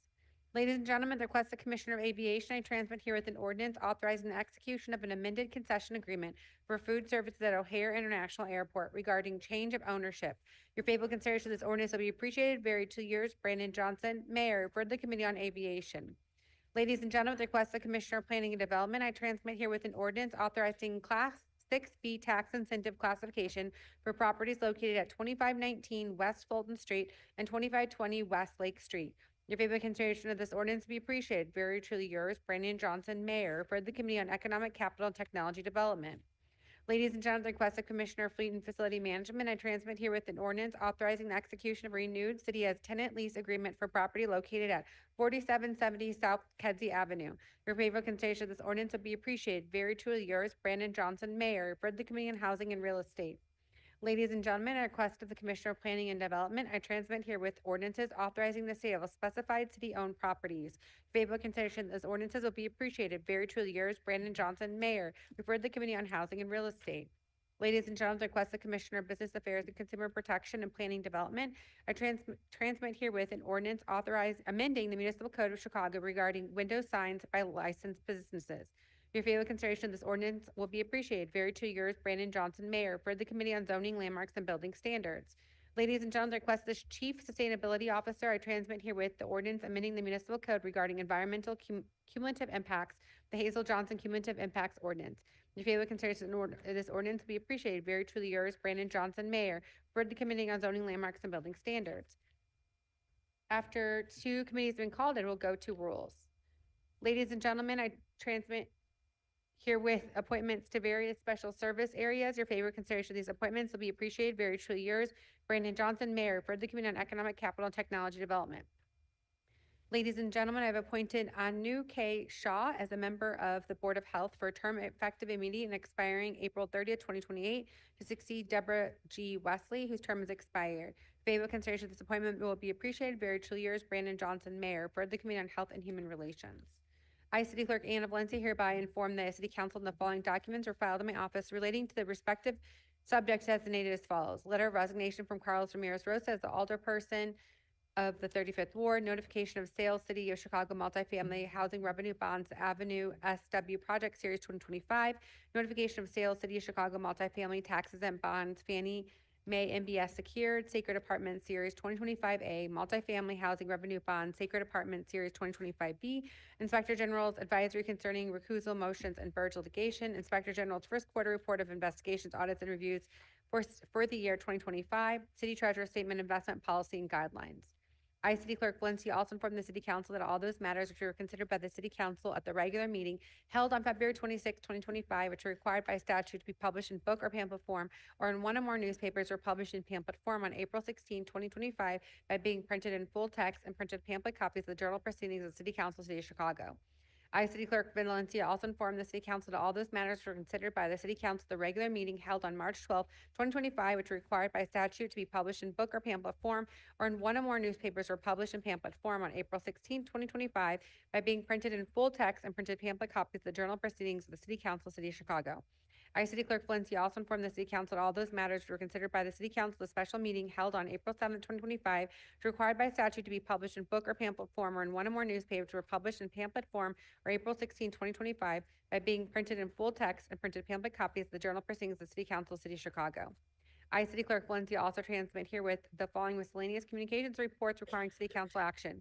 Zoning reclassification of particular areas referred to the Committee on Zoning, Landmarks, and Building Standards. Claims against the City of Chicago, which referred to the Committee on Finance. Recommendation by Commissioner of Chicago Landmarks for designation of Wax Tracks Record Store in 2449 North Lincoln Avenue as a Chicago landmark, which referred to the Committee on Zoning, Landmarks, and Building Standards. Your Honor, this concludes the reports and communications from the Mayor and other city officers. Thank you very much. Our committee reports, our first committee, will be Committee on Finance. Chair recognizes Chairwoman Dow. Thank you, Mr. President and members of the City Council. Reporting for the City Council's Committee on Finance, which held a committee meeting on April 11th and April 14th, 2025. The following items received a due pass recommendation from the committee. Item number 1 is a substitute ordinance authorizing continuation of the single room occupancy loan program, the continuation of the grant agreement with Community Investment Corporation, and renaming the program to the SRO Preservation Fund. Mr. President, unless someone wishes to speak on this item, I move passage of this item by a roll call vote. Very well, thank you. Seeing no hands, there's a request for a roll call vote for the first items. Members, please use the e-vote application to record your vote at this time.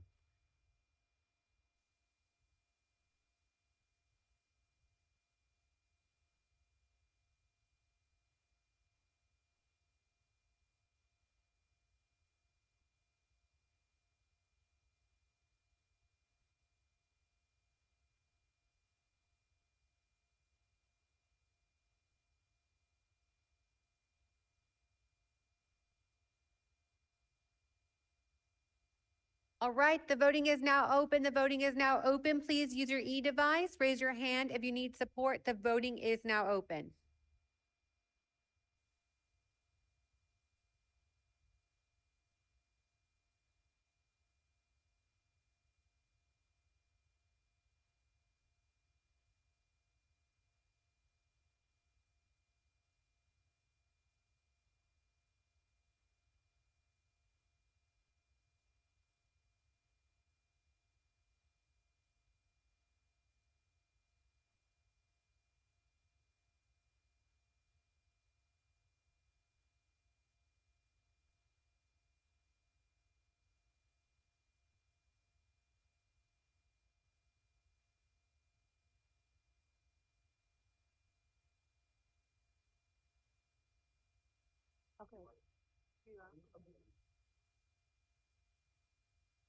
Gotcha. All right, I will now call on those that have not used the e-device to take a voice vote.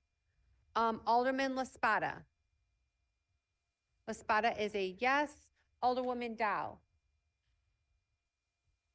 Alderwoman Dow is a yes. Alderman Robinson.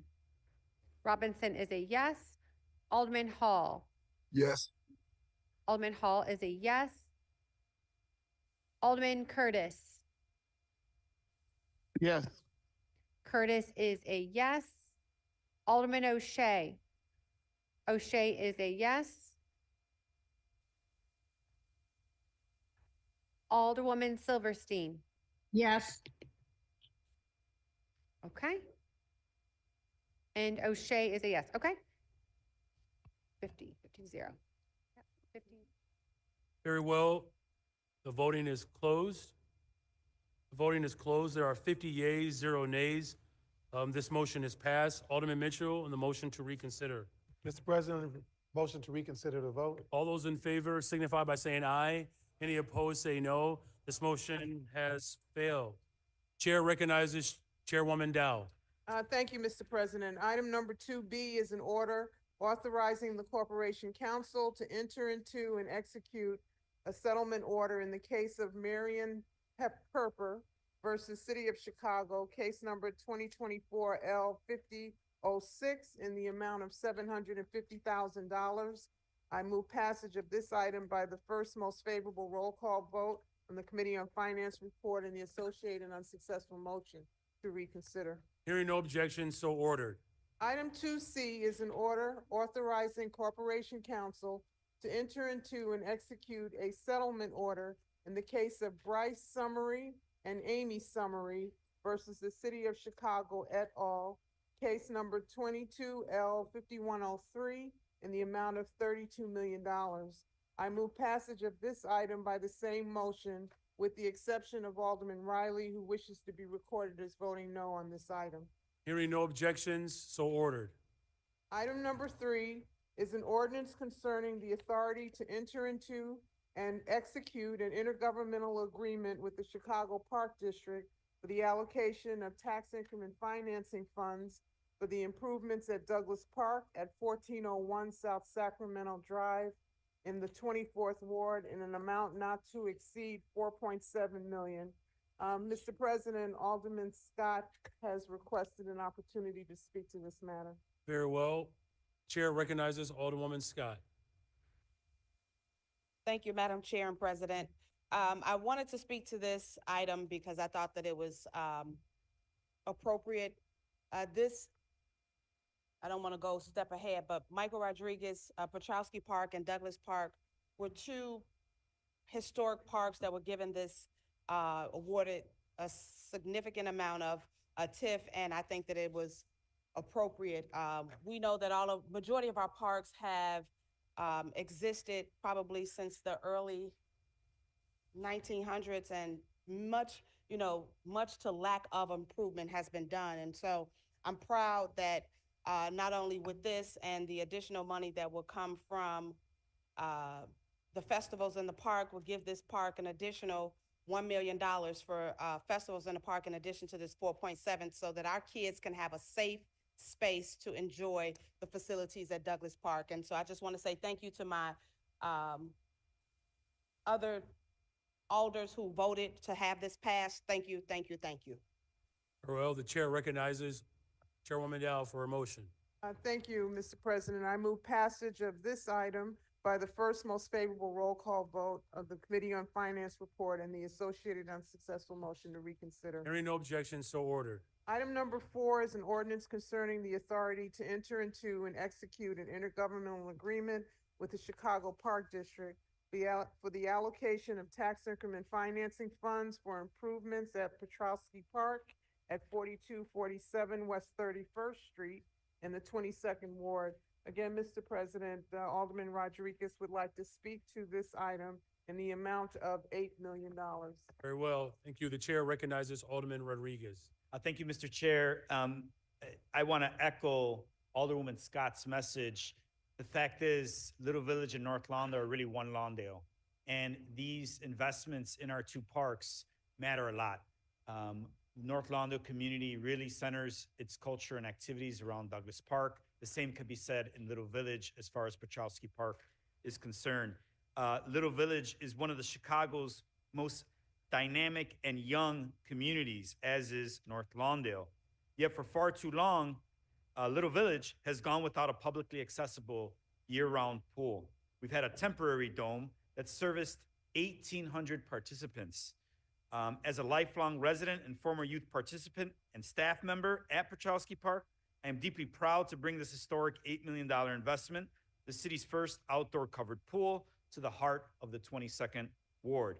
This is not just about a pool. It's about delivering equity, expanding opportunity, and investing in the future of our youth and our neighborhood. Again, not just in Little Village, but in North Lawndale. I want to thank Congressman Garcia for bringing in $1 million investment towards this, our Rep and Senator Villanueva and Gonzalez for their commitment and their financial contribution on this as well. To our sports-based youth development programs, Beyond the Ball, Chicago Youth Boxing Club, and Las Chicago New Life and Urban Warriors. But most importantly, to our special recreation parents at Petrowski Park who fought tooth and nail to make this investment happen. And I know to those residents in North Lawndale and those leaders who made those investments in Douglas Park happen, I ask my colleagues for favorable consideration of this item as well. Thank you, Madam Chair. Very well. The chair recognizes Chairwoman Dow. I move passage of this item by the same motion. Hearing no objection, so ordered. Item number 5 is the substitute ordinance amending Chapter 2-45 of the Municipal Code to authorize entering into non-invasive right of entry agreements. I move passage of this item by the same motion. Hearing no objection, so ordered. Item number 6 is an ordinance approving the authority to enter into and issue Chicago O'Hare International Airport Senior Special Facility Revenue Bonds, Series 2025, in an amount not to exceed $50 million. I move passage of this item by the same motion.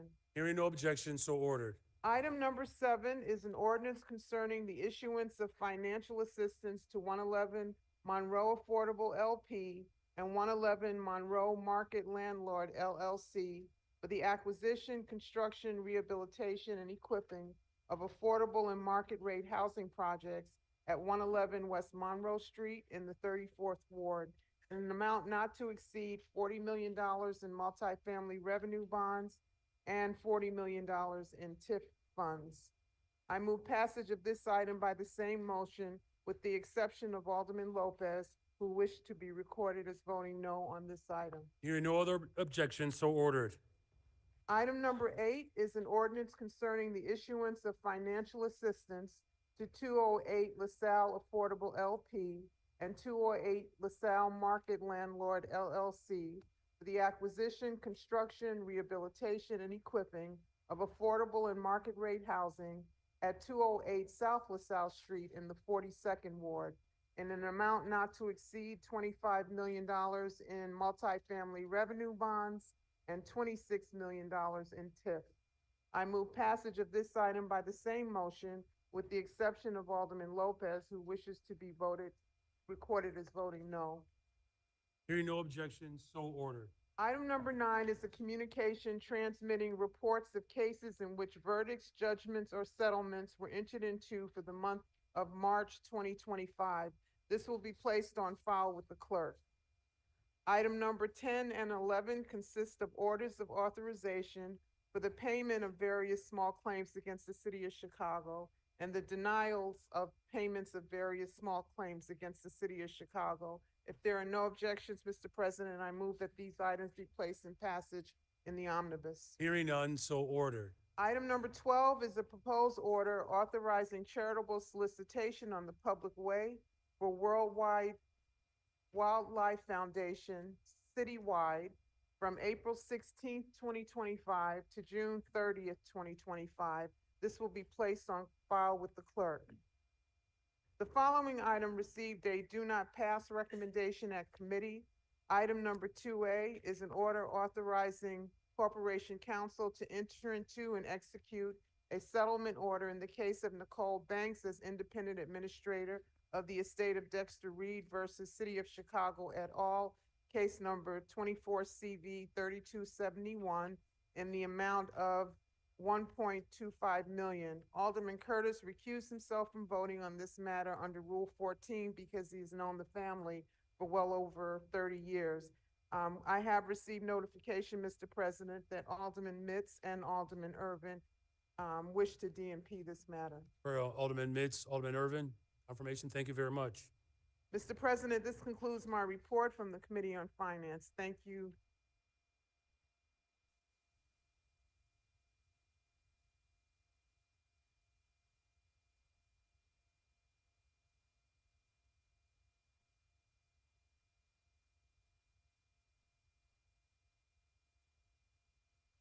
Just a second. The chair recognizes Alderman Lopez. Thank you, Mr. President. Just as a point of order, what exactly are we DNPing? The recommendation to reject the settlement? So we are DNPing that particular item in the committee report. So the DNP was to defer and publish the committee's recommendation not to So with the settle. do not pass that is Correct. being That's what we're DNP'd. DNPing. That is Okay. correct. Very Just so well. we're clear. Thank you. Thank you, Madam Chair. For our next committee, Budget and Government Operations, the chair recognizes Chairman Irvin. Thank you, Mr. President. Reporting for the Committee on the Budget and Government Operations, which held a meeting on April 14th, 2025. The committee has a series of reports recommending passage of the following items. Item number 1 is a communication recommending a proposed ordinance concerning an annual appropriation ordinance year 2025 amendment within Fund 925. I move passage of this item by the first favorable roll call vote of the Committee on Finance and the associated unsuccessful motion to reconsider. Hearing no objection, so ordered. Item number 2 is a transfer of funds within the First Ward wage allowance / automatic expense account for year 2025. I make the same motion if there is no objection. Hearing none, so ordered. Item 3 is a transfer of funds within the 23rd Ward wage allowance and automatic expense account for year 2025. Make the same motion if there is no objection. Hearing none, so ordered. Mr. President, that concludes my report. Very well, thank you, Chairman. Next, Committee on Economic, Capital, and Technology Development. Chair recognizes Chairman Villegas. Thank you, Mr. President and members of the City Council. Reporting for the Committee on Economic, Capital, and Technology Development, which met on Thursday, April 10th, 2025. The committee held a meeting and subject matter hearing. Item 1 on the report is a tax incentive ordinance approved by the committee. It was in support of a Class 7A tax incentive for property at 1840 East 71st Street in the 5th Ward. I move for passage of this item by the first favorable roll call vote, the Committee on Finance, and the associated unsuccessful motion to reconsider. Hearing no objections, so ordered. Item 2 on the report pertains to a subject matter hearing we held regarding the implementation of Enterprise Resource Planning, ERP technology system. No vote was taken on this item. This hearing had an opportunity to hear from both the procurement officer as well as the CIO around the implementation of the Enterprise Resourcing Plan, and the committee urged both to work expeditiously to get this program up and running, since there are millions of dollars in savings with that type of modifications. Thank you, Mr. Thank you, Mr. President. That concludes my report. Thank you, Chairman. Committee on Education and Child Development. The chair recognizes Chair Taylor. Thank you, Mr. President. And members of the City Council, I'm reporting on your Committee for Education and Child Development, which held a meeting on April 14th in room 201A.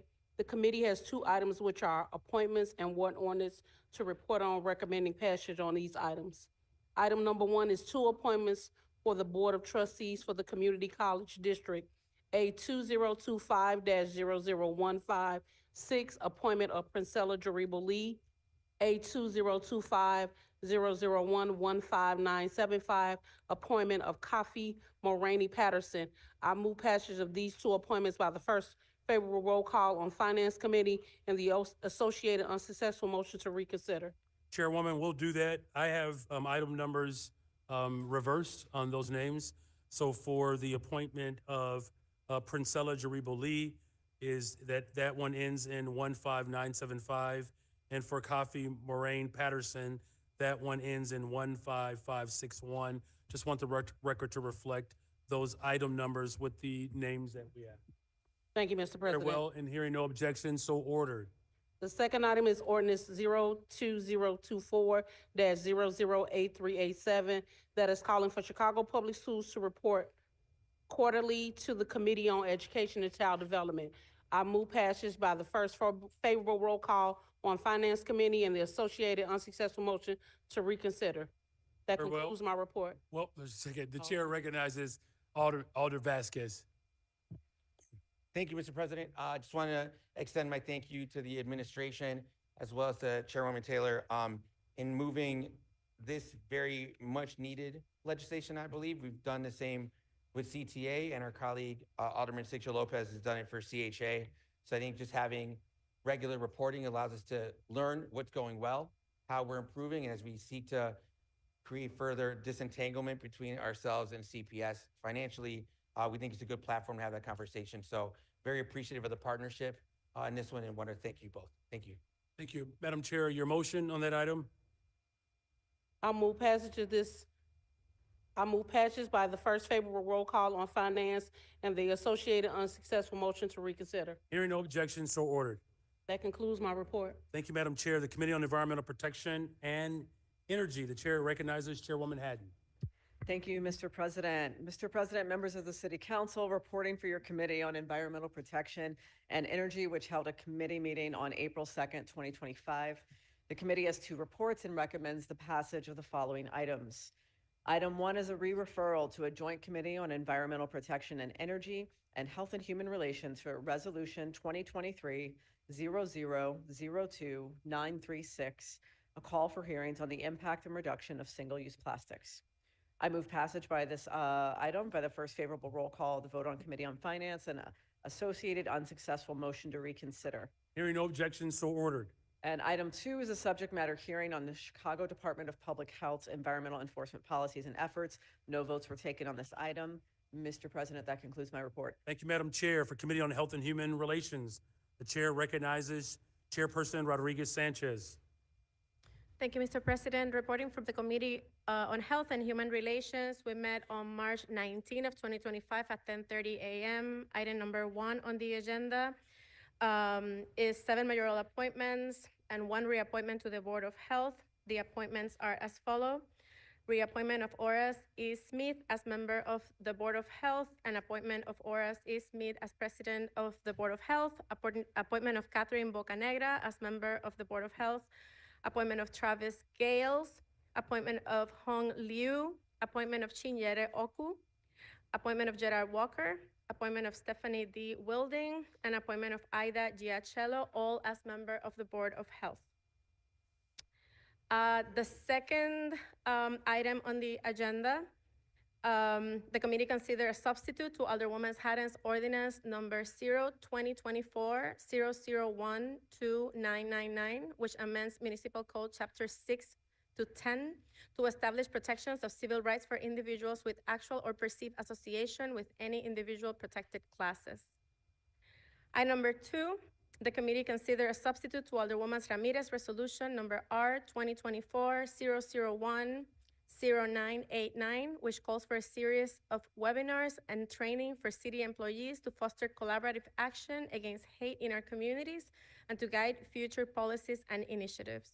All of these items received a due pass recommendation from the committee. Mr. President, I move passage of these items by the first most favorable roll call vote of the Committee on Finance and the associated unsuccessful motion to reconsider. Hearing no objections, so ordered.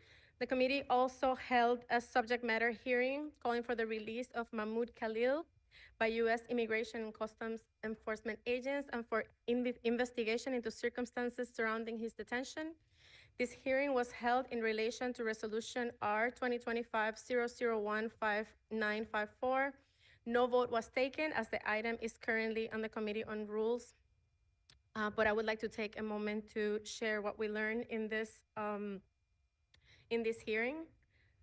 The resolution that was introduced to speak about this matter was unfortunately sent to the Committee on Rules, showing opposition to this case being discussed publicly in committee. So on March 19, I used my discretion as chair to hold a subject matter hearing on the case, and I would like to report back what we learned from multiple organizations present, including the ACLU, because Mahmoud Khalil case has implications for everyone.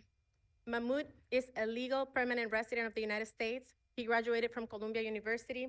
He is a community member, a neighbor, a soon-to-be father, and currently he sits in federal detention facing deportation, not for committing a crime, but for speaking out.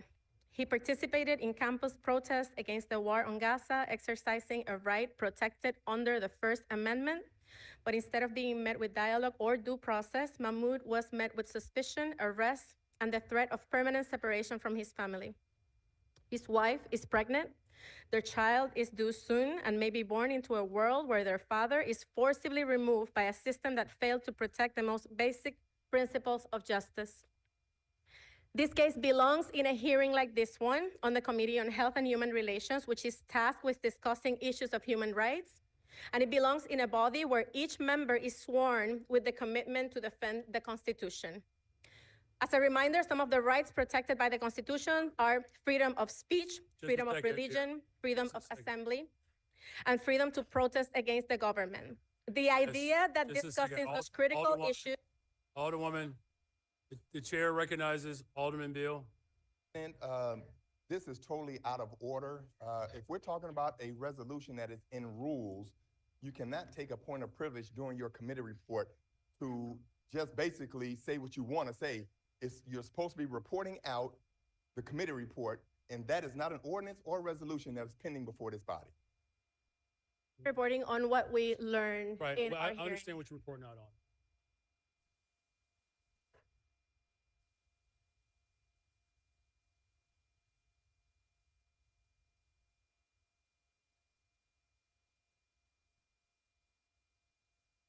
Thank you. Chairwoman, if you could just conclude, please. This work is not a distraction from our mission, it's the very heart of it. At the March 19 hearing, we learned that the Mahmoud Khalil case set a dangerous precedent. Madam Chair, if you could just conclude, please. Just wrap up your comments, please. You are reporting out on an item that is not within the category. Well, I would items- invite all my I colleagues to pay understand. more attention to what is happening in this country. Very Thank you, well. Mr. President. That concludes my report. Thank you very much, Madam Chair. Our next committee is on housing and real estate. The chair recognizes Alderman Lopez. Thank you, Mr. President. Rule 44 states that reports for the committee deal with all ordinances, orders, or resolutions and are presented as pass or do not pass. Since that is not what that soliloquy was about, I move to strike the entire comments of the chairwoman on this matter.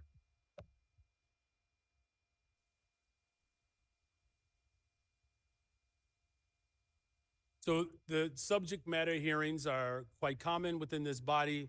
The chairwoman was Out of order. offering up some of the findings. We do recognize that the Alderman bill has rightfully called it out of order. She has wrapped up her comments and concluded.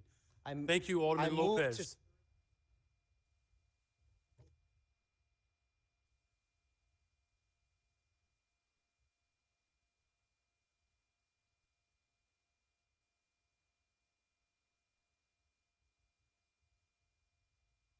The clerk will record the point of order as well as the objection. If this body wishes to proceed with the motion, that is the prerogative.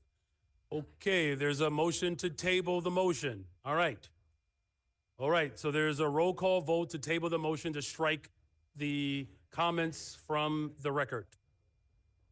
So if you vote yes on the motion to table, you wish to proceed with the regular order of business, moving on to the next committee. If you vote against the table, you wish to continue to move forward with the initial motion to strike the comments from the record. Madam Clerk.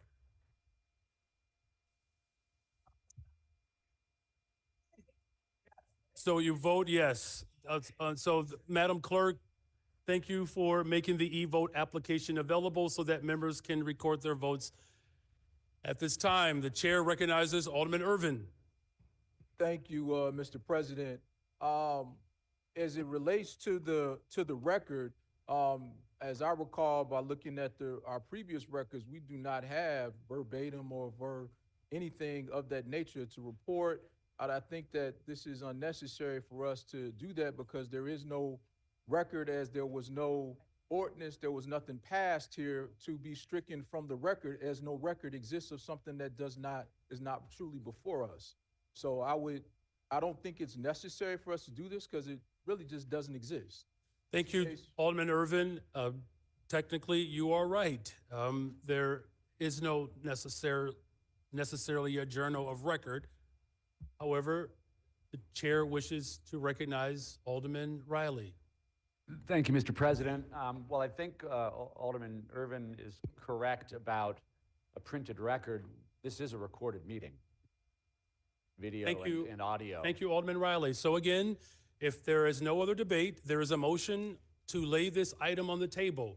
If you vote yes, we can move back to the regular order of business. If you vote no, you wish to consider a motion of which technically does not have a journal of record to determine whether or not something could be stricken from the record. All right, Madam Clerk. Stricken? Struck? Stricken? Thank you. All right.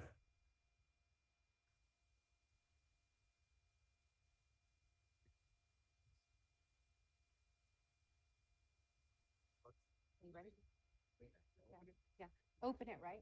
Are you ready to open? Again, there's a motion on the there's a motion to lay the initial motion on the table.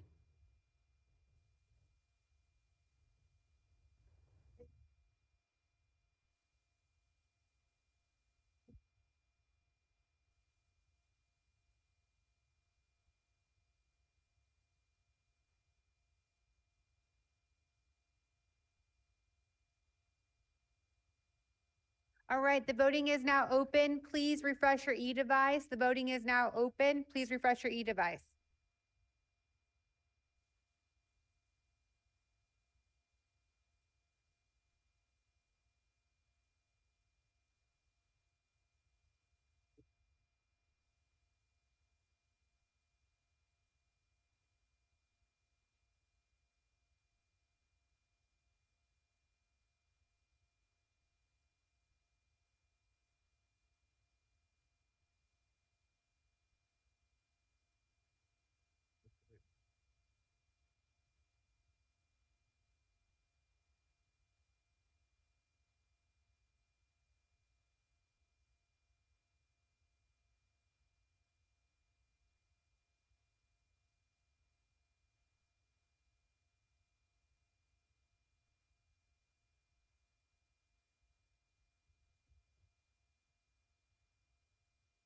All right, I will now call on those who have not used their e-device.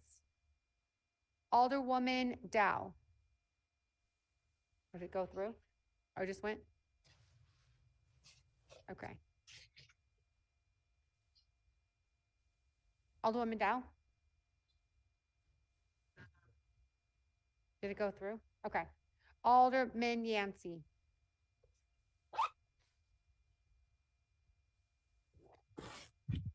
Alderman Hall? Yes. Alderman Hall is a yes. Alderwoman Lee? Lee is a yeah. Okay, sorry, there's a delay here. Alderman Curtis?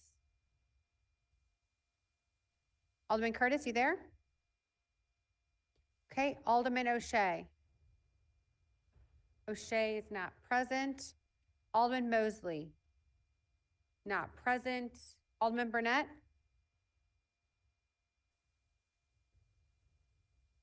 Okay, Alderman Wagaspack? Aye. Alderman Wagaspack is a yes. Alderman Conway? Conway is a yes. And then Alderwoman Silverstein? No. Alderwoman Silverstein is a no. Anyone else I missed? Alderman Curtis, are you there? Okay, the voting is now closed. Thank you, Madam Clerk. There are 27 yeas, 20 nays. The motion to lay on the table has passed. Alderwoman Harris on a motion to reconsider. I move that we reconsider the vote. All those in favor of the reconsideration of this vote signify by saying aye. Those who do not wish to reconsider this vote say no. This motion fails. The chair recognizes Chairman Byron Sigshow Lopez for the next committee report on housing and real estate. Thank you, Mr. President and members of the City Council.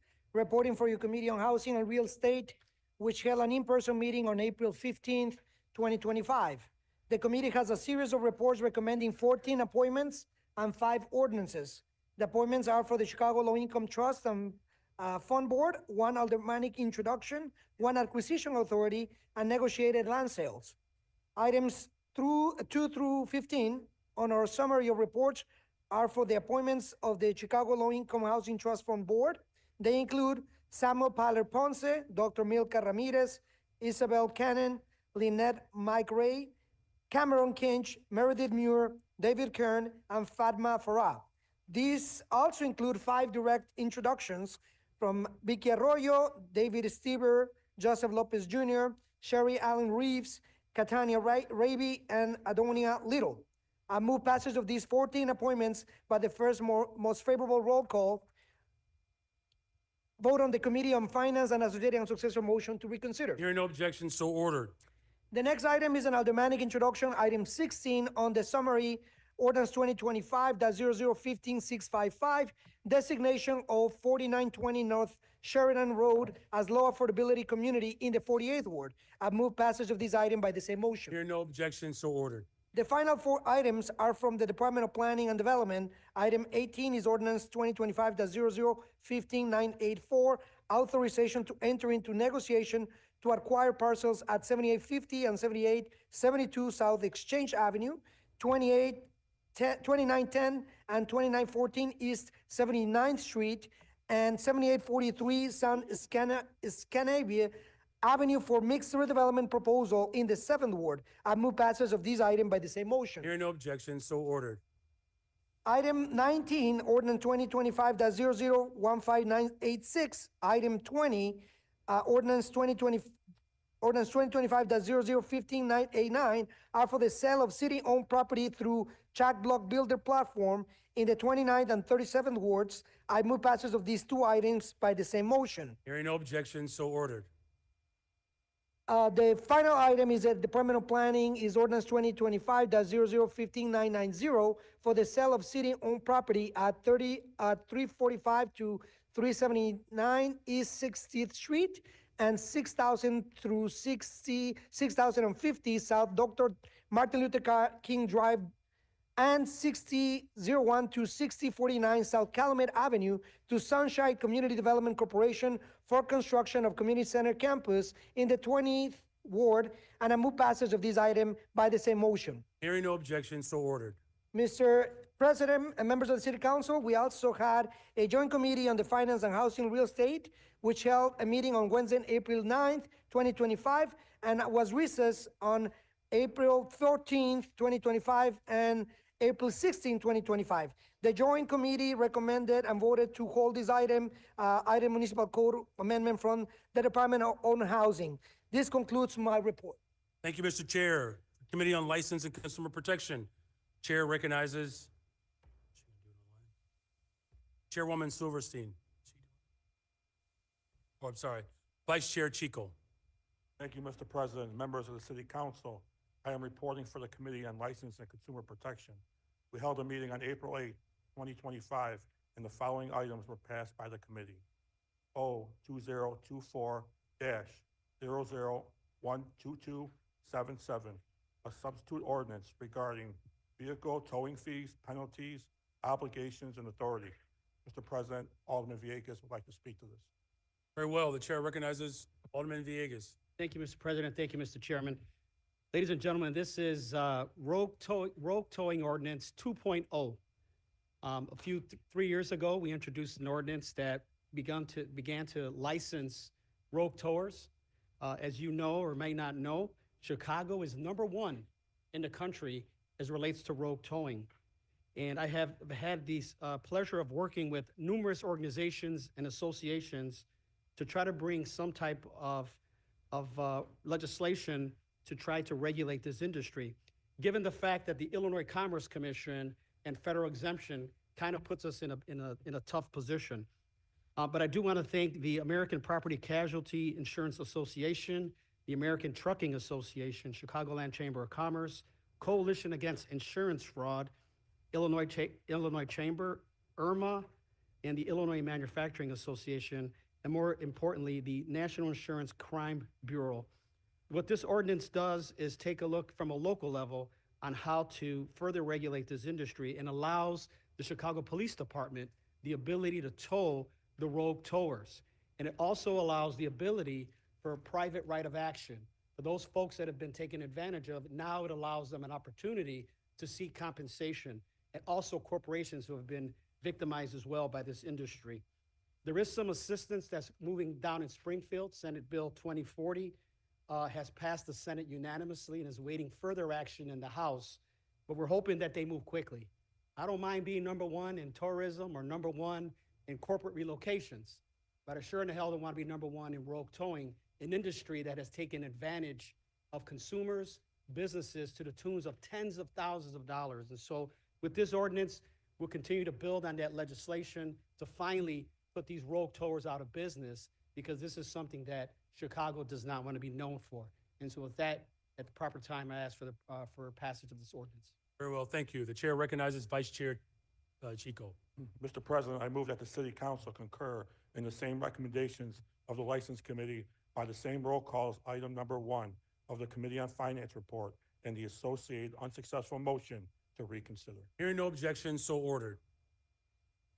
2025-001-5576, an ordinance prohibiting BYOB in a portion of the First Ward. I move passage of this item by the same motion if there is no objection. Hearing none, so ordered. 2025-0014904, a substitute ordinance prohibiting sale of cannabinoid hemp products within the Lake Calumet area. Mr. President, Alderman Beal would like to speak to this. Very well, the chair recognizes Alderman Beal. Thank you, Mr. President. Mr. President, I rise to definitely support this ordinance. And I'm pleased that my colleague to the east joined along in the 10th Ward, and we broadened the ban of hemp products from just the 9th Ward to the entire Lake Calumet area that really encompasses the 9th and the 10th Ward. These hemp products are really damaging our youth. They're targeting our kids on a day-to-day basis. And while we wait for the state, while we're waiting for this body to try to figure out if we're going to, try to tax it or what we're going to do with it, I'm going to take the approach along with my colleagues, and I want to commend Alderman Tabarez and Quinn for leading the charge because we basically piggybacked on their ordinance to ban these products in our communities because they're harming our children. They're targeting our kids, and we cannot sit back and just continue to wait for government to try to figure it out when we have the tools here in the city council to ban these products that are harming our kids and to get these things out of our community. So with that, I ask for the most favorable support from this body in passing this ordinance. Very well, thank you. The chair recognizes Vice Chair Chico. I move passage of this item by the same motion if there is no objection. Hearing none, so ordered. O 2025-00-15853, prohibiting peddling in portions of the 15th Ward. I move passage of this item by the same motion if there is no objection. Hearing none, so ordered. Two ordinances regarding liquor moratoriums in the 27th and 50th Wards. O 2025-00-16041 and 15962. I move passage of this item by the same motion if there is no objection. 15972. 15962. Okay. Can we just make sure, is it 7-2 or 6-2?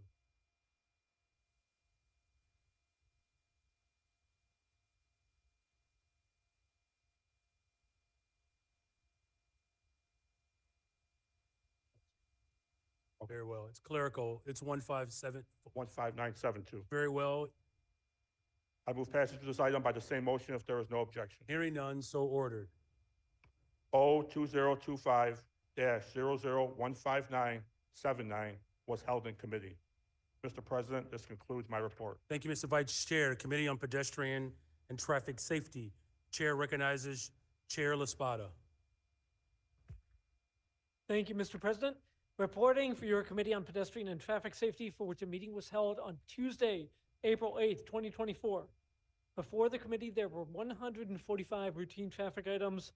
One item is being held in committee, and the remaining 144 items passed. If there are no objections, I move passage of these items by the first most favorable roll call vote from the Committee on Finance and the associated unsuccessful motion to reconsider the vote. Hearing none, so ordered. That concludes my report. Thank you. Thank you, Chair. For the Committee on Police and Fire, the Chair recognizes Chairman Taliaferro. Good afternoon, Mr. President and members of the City Council. Reporting for your Committee on Police and Fire, for which a meeting was held on April 11, 2025. There was one item before the committee, which the committee recommends due passage. The appointment of Gina Piemonte as Commissioner of the Community Commission on Public Safety and Accountability. Item number A2025-14886. If there are no objections, I move the passage of this item by the first most favorable roll call vote in the Committee on Finance and the associated unsuccessful motion to reconsider. Hearing none, so ordered. Mr. President, that concludes my report. Thank you, Mr. Chair. For the Committee on Transportation and Public Way, the Chair recognizes Chairman Mitchell. Mr. President and members of the City Council, reporting for your Committee on Transportation and Public Way, which held a meeting on April 9th, 2025. The following items passed by the majority of the members present. Pages 2 and 3 include 16 ordinances for miscellaneous items introduced by the local aldermen from wards 3, 16, 20, 21, 22, 24, 27, 28, 30, 36, and 45.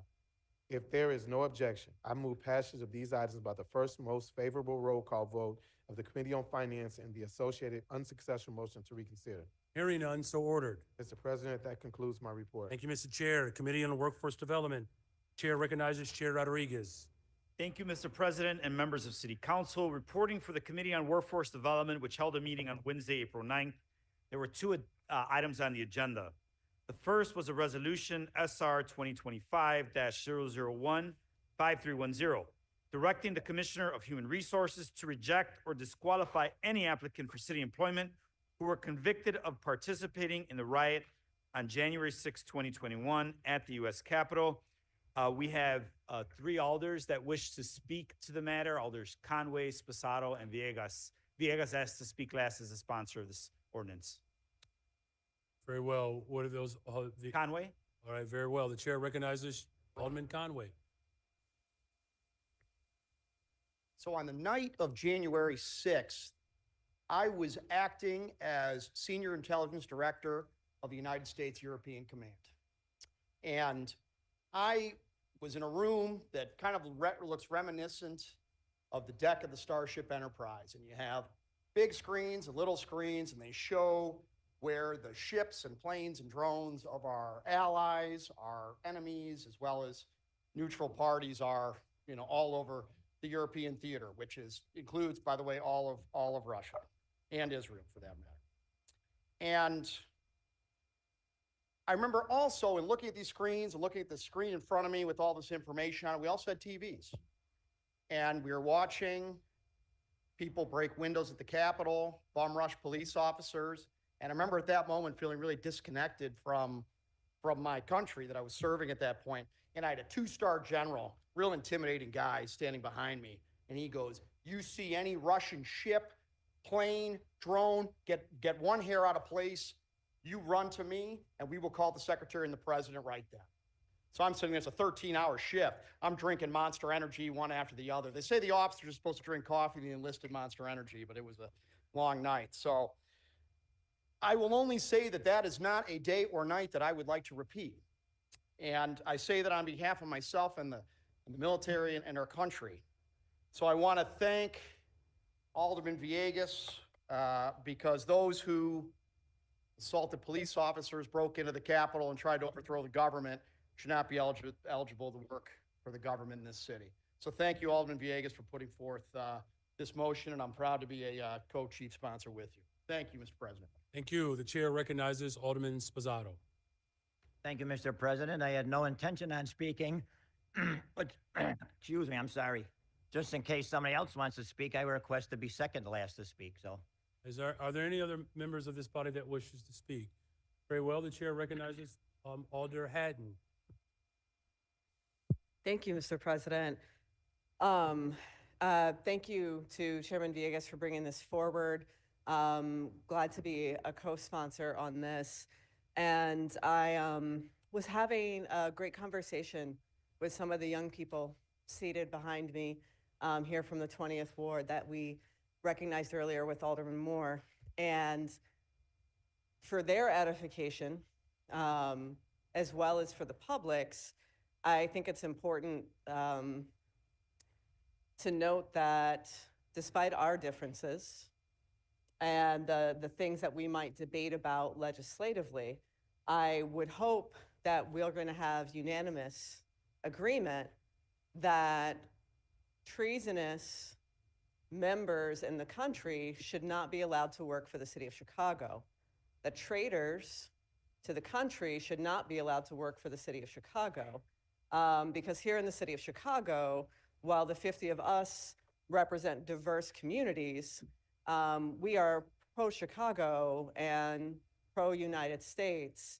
We want our country and our city to succeed, and we want to engage in democratic process. We want to protect the rights and civil liberties and freedoms of everyone who lives in our country.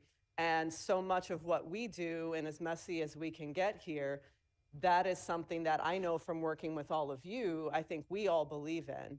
And so I look forward to supporting this and to making sure that we in the city of Chicago are making a unanimous statement that we're one of the most American of our American cities, and we will fight for each other and for our country and for our democracy until we have no fight left in us. And that means setting and defining boundaries that, despite who you voted for to be in the Oval Office, we respect the rule of law and our democratic process, and traitors and treasons to that, treasonous people to that will never be welcome as an employee and to be counted as a public servant amongst some of the greatest public servants in this country.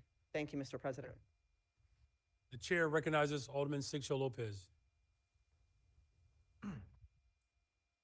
Thank you, Mr. President, and I do rise in support of this effort. And as a resident of the city of Chicago, as a father, as someone who sees with great concern what's happening in our country, it is extremely urgent the city council takes every possible measure to indeed protect our Constitution, to protect the right of due process and liberty and the ability to speak. I think that when we see insurrectionists not only being pardoned, but being emboldened across the country, I think Chicago is a beacon of hope.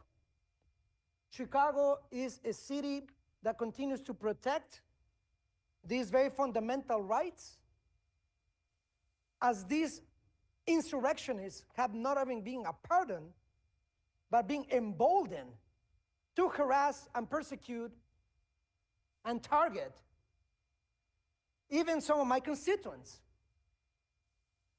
We had even one of our faith leaders being harassed in her own home by seeing these individuals. And then we have to wonder, is this the America, is this the country, is this the city, is this the state that we want to see for our children? And then we got to look at each other's eyes and within each other and see where truly lay those differences. Because today, as we speak, law enforcement is being weaponized against innocent people. Federal resources deployed and law enforcement misused. And again, Chicago is a beacon of hope and integrity.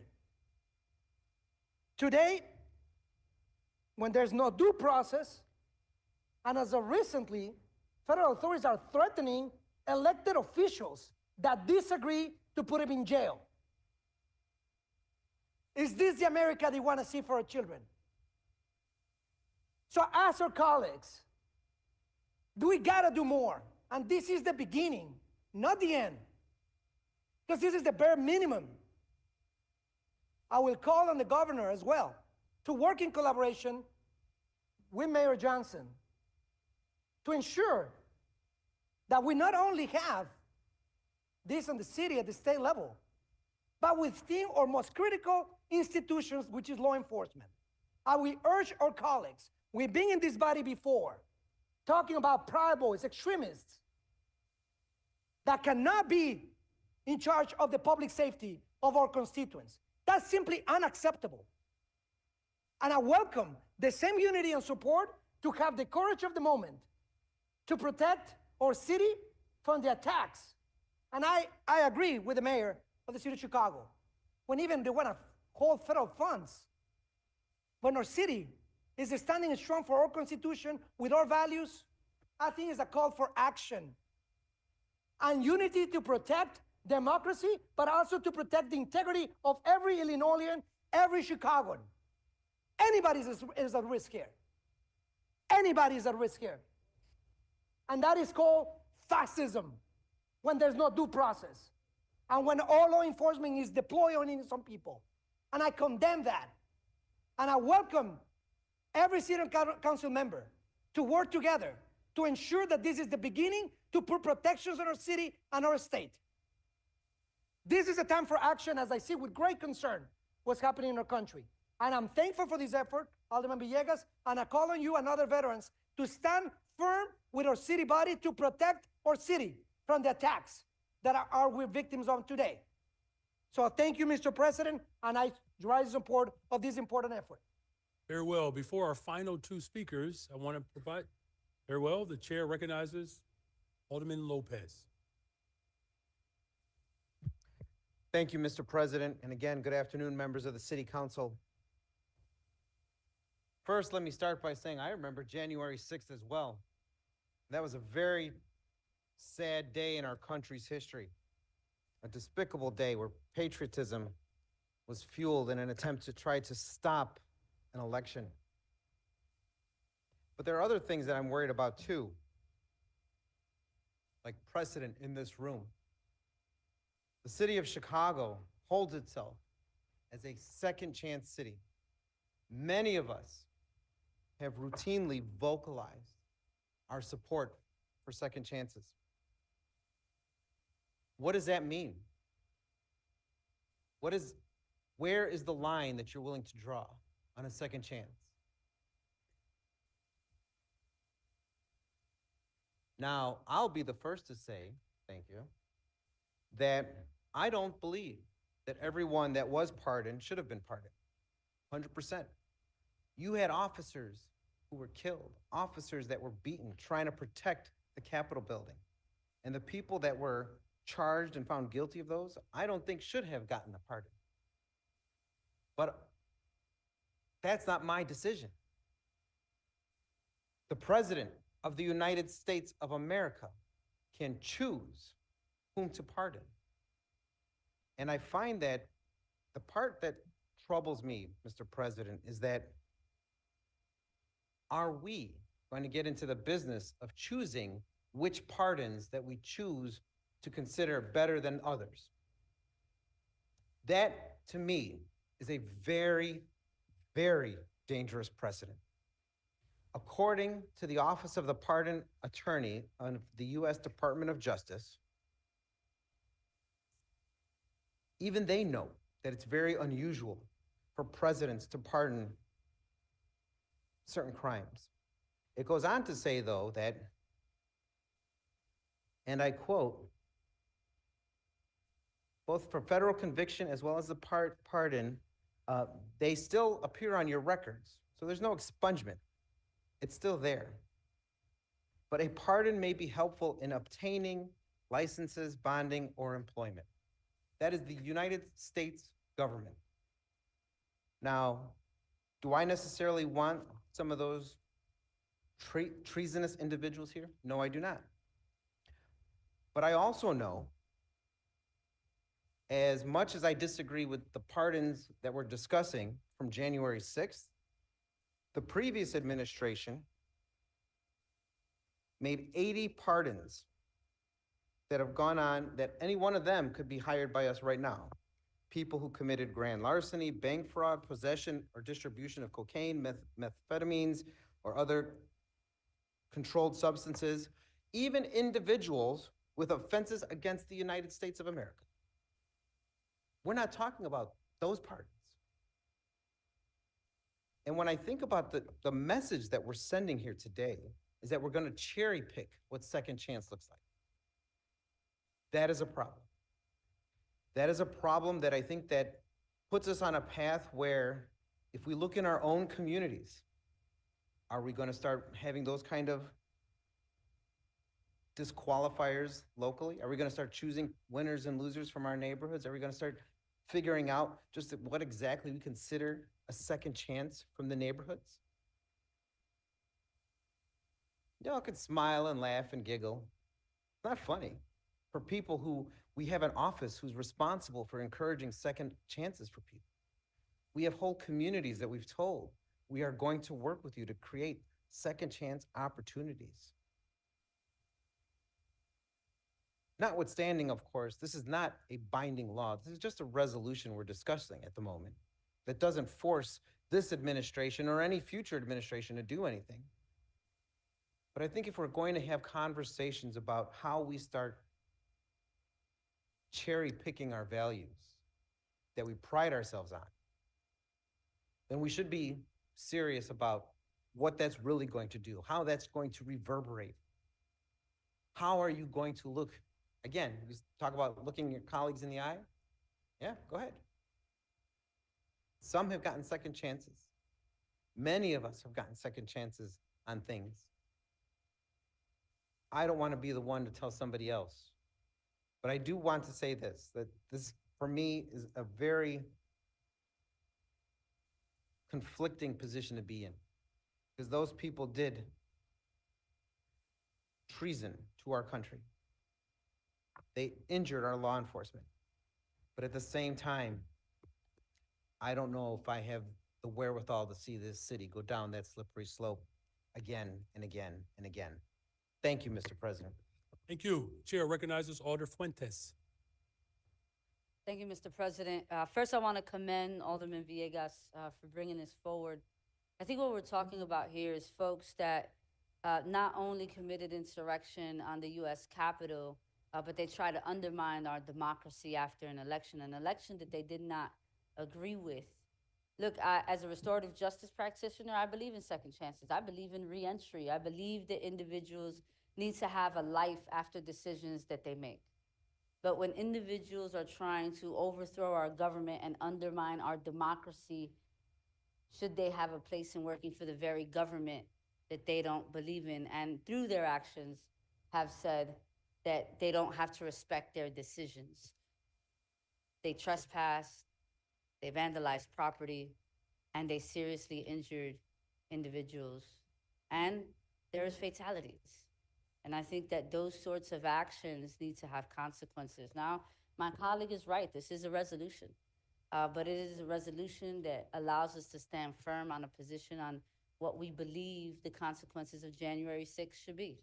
And for those who decided to wake up that morning and participate in such vicious actions against our democracy, we took an oath to uphold and protect our democracy as elected officials. And that also means against folks that insurrect our Capitol and seek to undermine it. And so I support this resolution, and again, I commend the alder folks who chiefed it. Thank you, Mr. President. Chair recognizes Alder Vasquez. Thank you very much, Mr. President. Also want to thank Alderman Villegas for introducing it. I'm just trying to figure out what world we're living in right now, because it feels very Twilight Zone to me, where we had somebody move to vote to suppress a colleague's voice about somebody being abducted for expressing their voice. And now we're having folks who think that being against domestic terrorism is a problem. I'm very confused as to what world we're living in here. I think you're right. People have an opportunity for redemption. I think we all do. It is a resolution, so it's actually a proclamation of values. There's not anything that changes the order of it.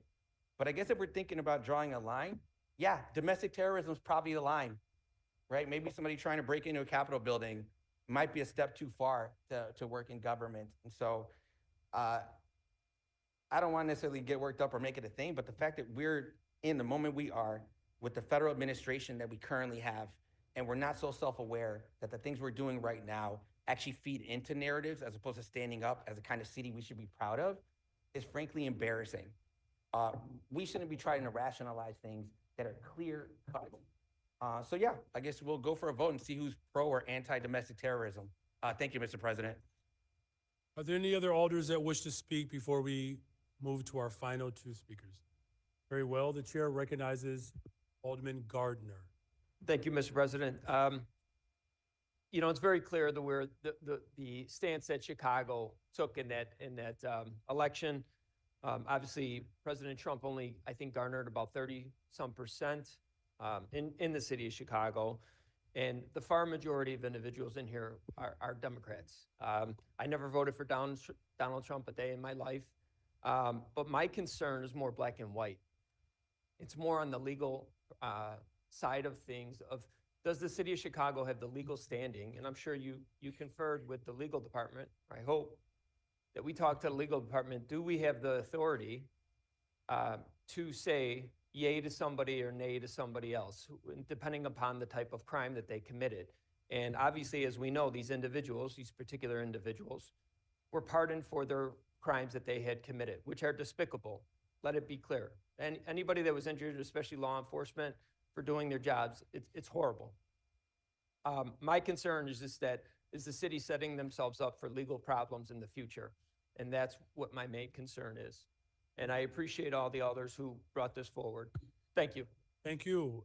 Any other alders before our final two speakers? Farewell. Seeing no other hands, our final two speakers will start with Alderman Sposato. The chair recognizes Alderman Sposato. Thank you, Mr. President, and also thank you for the opportunity to be second to last. I want to start by saying one thing before my colleagues and my media, or my friend and enemy colleagues and my friend and enemy media people twist something around. I, too, think this was a despicable, disgusting, terrible act. But as my esteemed colleague from the 28th Ward always says, you're entitled to your opinion, but you're not entitled to your own facts. This was 100% proven this was not an insurrection, okay? The own resolution right here doesn't even say resolution on it. okay? It was an attack, it was a riot by a bunch of idiots, despicable people. You could read into whatever you want. There's all kind of numbers going on out there. I read it, there might have been 25,000 people there. 1,500 crossed the line, 1,000 were only trespassing, 500 deserve no mercy as far as I'm concerned, than those 500 that fought with the police and attacked the police. I have no sympathy for them. But the 1,000 that were just trespassing, we're gonna ruin somebody's life, even though this is a nothing burger. We're gonna wreck those people's lives. Does anybody here, I believe most of the people here are Christians, so does anybody know what week this is? Oh, it's right, it's Holy Week, a week of forgiving. So we can forgive some things, but we can't forgive other things. Does everybody remember what happened to this city a few years ago? The Black Lives Matter riots throughout this country? Like 550, $1 billion worth of damage. Government buildings attacked, police officers, 25 people killed. So that's okay, but this isn't okay. Once again, slippery slope. And legally, I can't imagine, I'm not an attorney, you know. I know 3 of the guys that sign on to this are attorneys, so they're much smarter than me. So maybe we do have some legal standing to say, we're gonna pick and choose what you can and can't get a job for. We also have a reentry office in this, which I commend you for that, Mr. President. That's something I do believe in. People change their lives. I'm trying to walk a fine line here because I don't want to drag anybody into this, okay? I myself don't know if I would be here today if some of you people knew what I did, you know, 50 years ago or 45 years ago, you know? I mean, I didn't do anything really bad, but I did a lot of stupid drinking things that were maybe kind of unforgivable. So, so you forgive me, he forgives me, so. So I fully expected this to be a 49-1. It looks like now maybe we'll have a 47-3.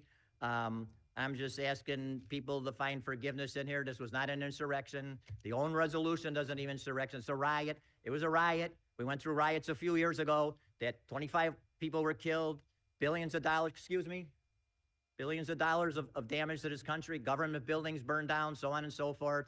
And we do have a reentry person in this administration, which I support it 100%. I mean, people make mistakes in life. So to try to ruin somebody's life for trespassing people, really? I mean, like I say, once again, those 25,000 were total idiots, total despicable what they did. I wish I could talk to all 2,500 of them and just slap them in the face and say you're a real idiot. But I think we're just going too far. We're going into territory that's none of our business. I'm not an expert. Like I said, once again, we have 3 attorneys on here. A pardon I thought wasn't a pardon, but I guess that a pardon doesn't mean anything if you trespassed on the Capitol building on January 6th. So, but anything else you did, you burned down, you did bad things. I mean, we had riots in this community that we paid people settlements, you know, $2 million for one, 300,000 for another one, where people were there just to wreak havoc.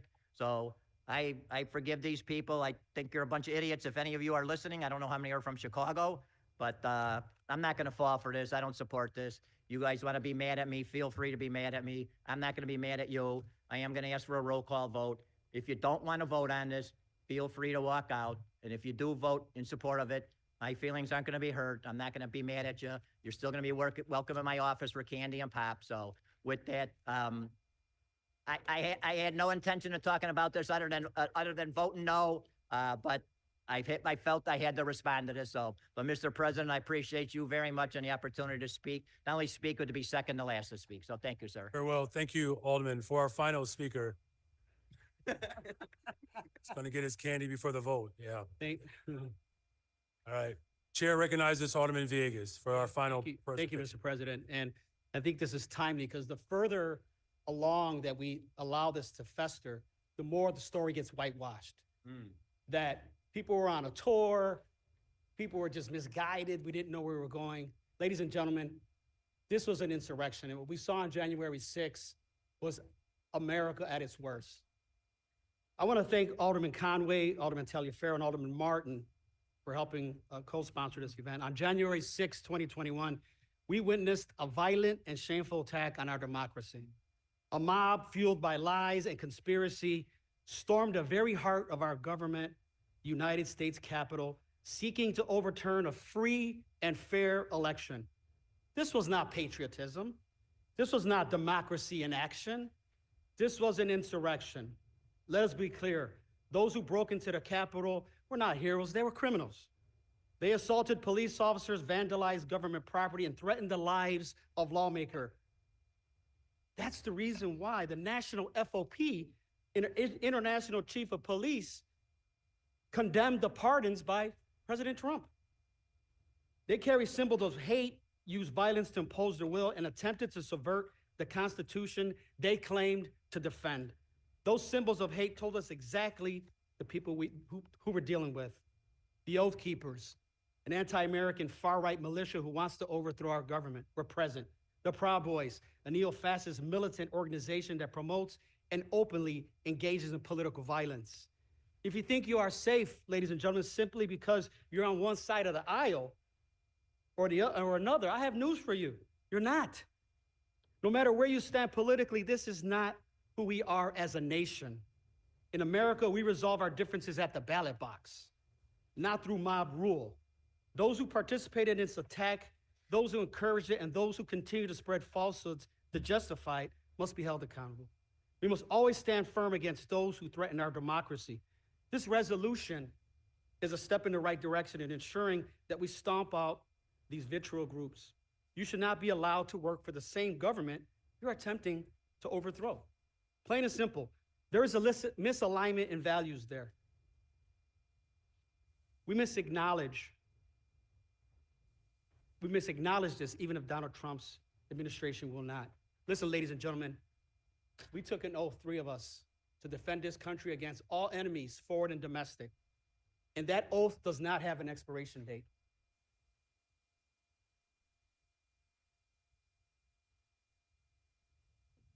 There's only been 2 times that I've thought about putting my uniform on and reactivating. September 11th and January 6th. Because this democracy is worth fighting for. And I encourage my colleagues to vote in support of this resolution as we continue to restore democracy in America, but more importantly here locally in Chicago. Let us stand firm together as a body. Thank you, Mr. President. Thank you. Chair recognizes Chairman Rodriguez. Yes, Mr. Chair. Little did I know this would be the most debated topic of the day. I've moved passage of this item by a roll call vote. Very well. There's a motion on the floor for this particular item to be taken up by a roll call vote. The members, you will please use your e-vote applications to record your vote. Thank you, Madam Clerk. Good job.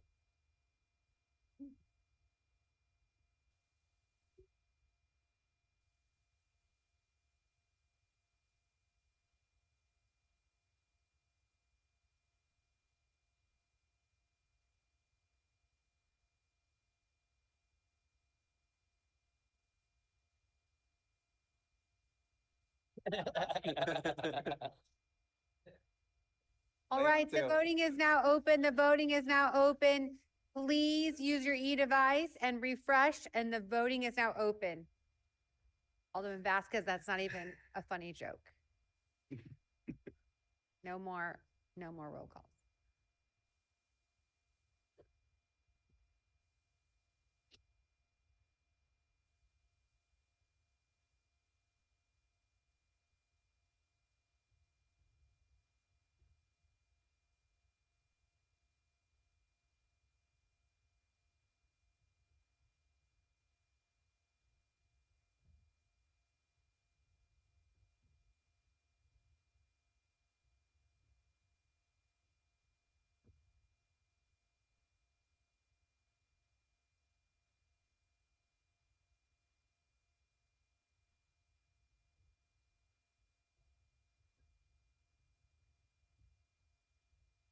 All right, I will now call on those who have not used the e-device for a voice vote.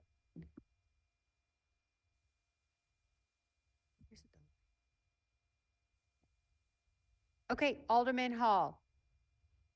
Yay. Alderman Hall is a yes. Alderwoman Lee. Okay, you're a delay too. Okay. Alderman Moore. Alderman David Moore, okay, not present. Alderman Curtis. Yes. Curtis is a yes. Alderman O'Shea. O'Shea is a yes. Alderwoman Taylor. Taylor is not present. Alderman Mosley. Mosley is not present. Alderman Burnett. Okay. Oh, I'm sorry. Alderwoman Silverstein. Yes.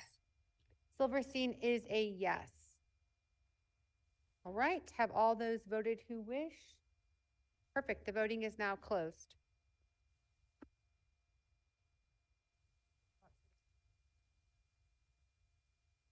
There are 44 yeas, 3 nays.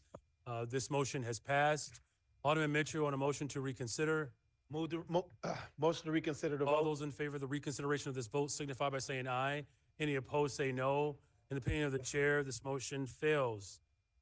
The chair recognizes Chairman Rodriguez. Thank you. The second item on the agenda was a resolution R 2025-0016420, recognizing Thursday, May 1st, 2025 as May Day, also known as International Workers' Day.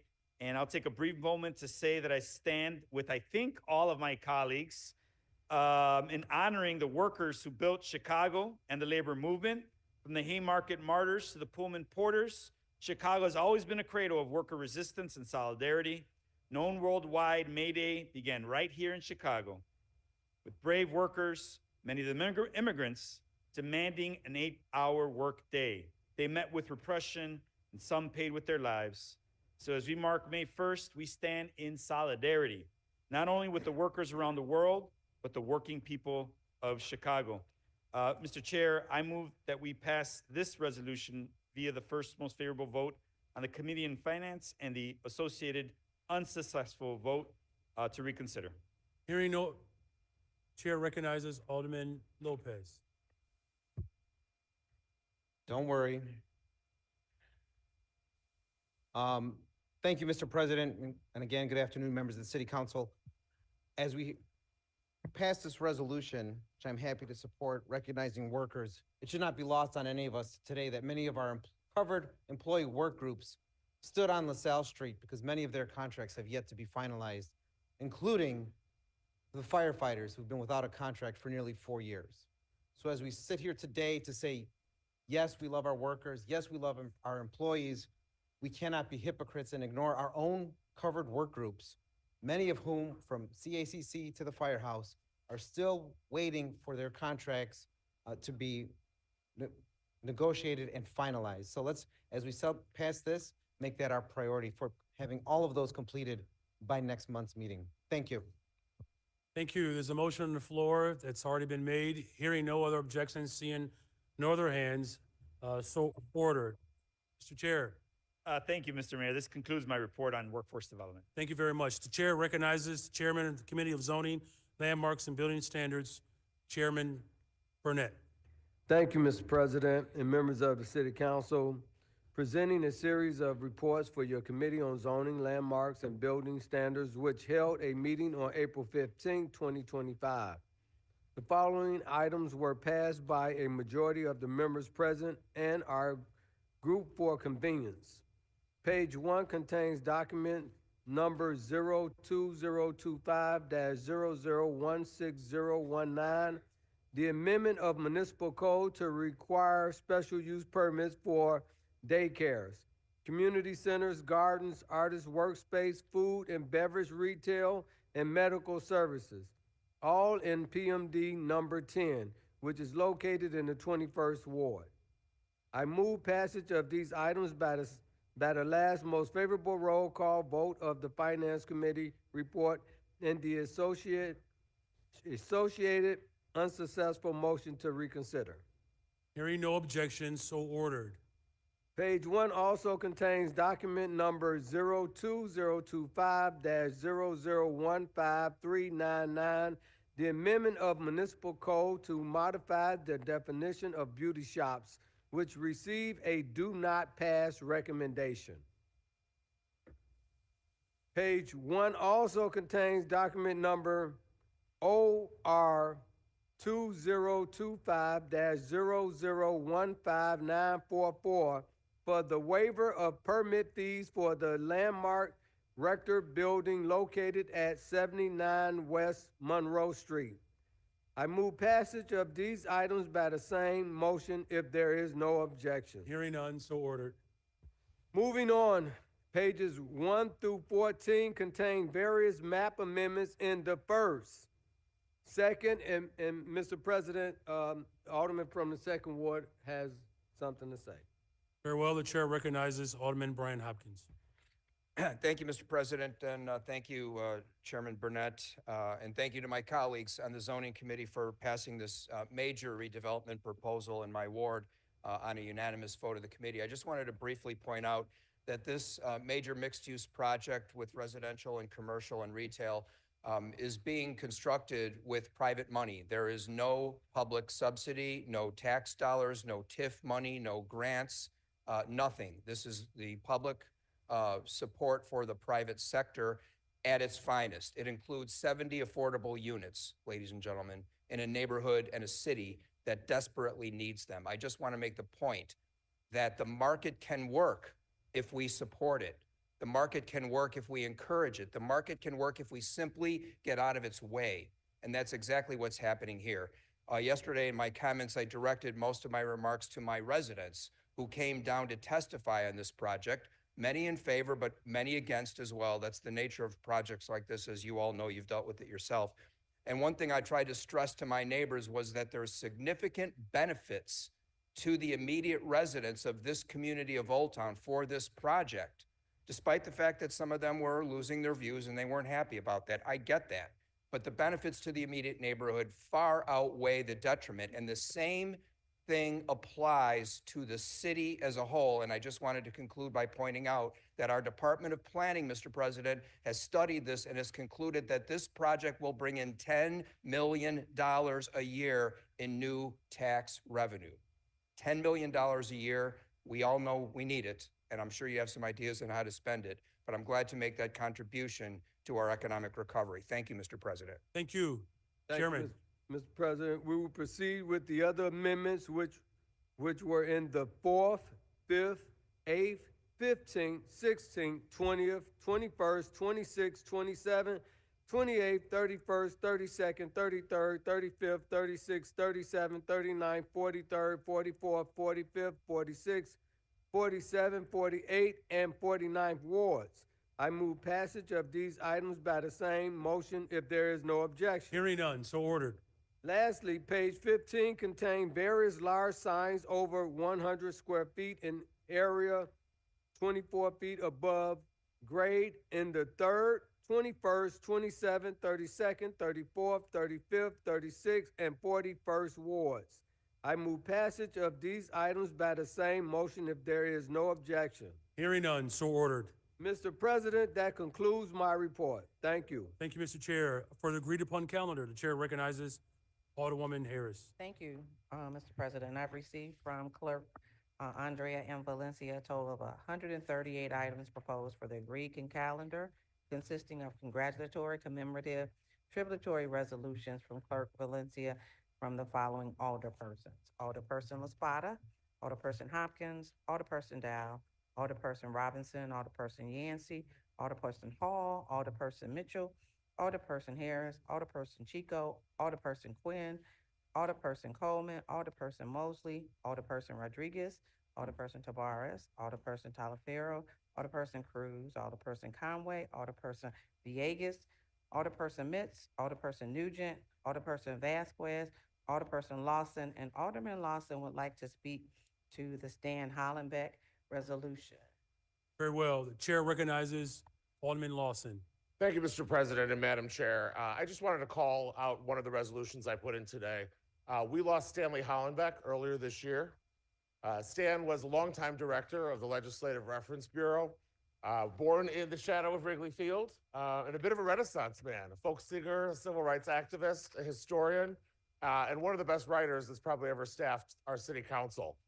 He wrote our resolutions for years, and in retirement continued to write resolutions for most of us in his spare time, because it was something he loved. And he loved the city, and he loved the city showing appreciation for its residents in every corner of the community. And so I wanted to bring that forth to honor Stan, to thank him, posterity, for everything he gave us. And if anyone is interested in co-sponsoring shoot me a note. We'll get you all on it. So thank you. Thank you, Mr. President. Very well, thank you. Alderwoman? Yes, apologies there. The chair recognizes Alderman Spazzato. Thank you. On a sad but a happier note, right now, got to know Stan early in my career. He was an awesome individual, so I didn't hear about his death. I'm not sure how old Stan was, but Stan was always there to help, and he was a great individual. So I'd like to be added to that, so he was a good man. I'm sure he touched any of us that been around for, I don't know, at least the last, how long? 3 terms, maybe? I don't know, so, yeah. Exactly. He was the ripe old age of 80. Yes, okay, 80. But a good full life. A young 80, Thank you. Thank you very much. The chair recognizes Alderwoman Nugent. Oh, it's all right. That's the note that I have. My apologies.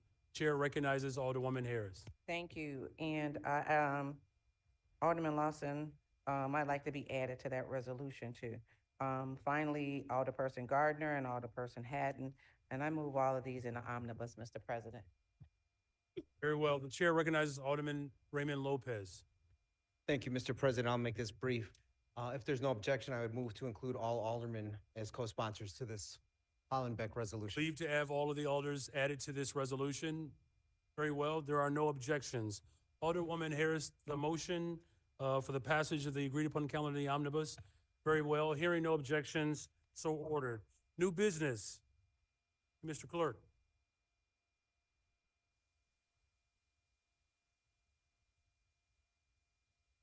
Zoning amendments which are referred to the Committee on Zoning, Landmarks, and Building Standards. Traffic regulations, traffic control signals, and traffic signs which are referred to the Committee on Pedestrian and Traffic Safety. Exemptions from physical barrier requirements from commercial driveway alley access for parking facilities which are referred to the Committee on Transportation and Public Way. Alderperson Haddon has a proposed ordinance for amendment of municipal code, section 4-60-023, to allow additional package goods licenses on portions of North Clark Street, which is referred to the Committee on License and Consumer Protection. Alderperson Haddon also has a proposed ordinance for amendment of municipal code, section 4-60-023, to allow additional package goods licenses on portion of West Howard Street, which is referred to the Committee on License and Consumer Protection.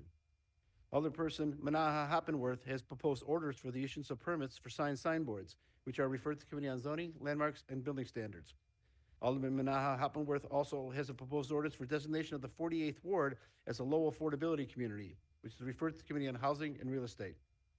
Alderperson Martin has proposed ordinance for amendment of Municipal Code, Section 9-100-030, allowing city to vacate final determination of liability on certain parking and standing violations for vehicles reported to enforcement agencies as stolen, which is referred to the Committee on Pedestrian and Traffic Safety.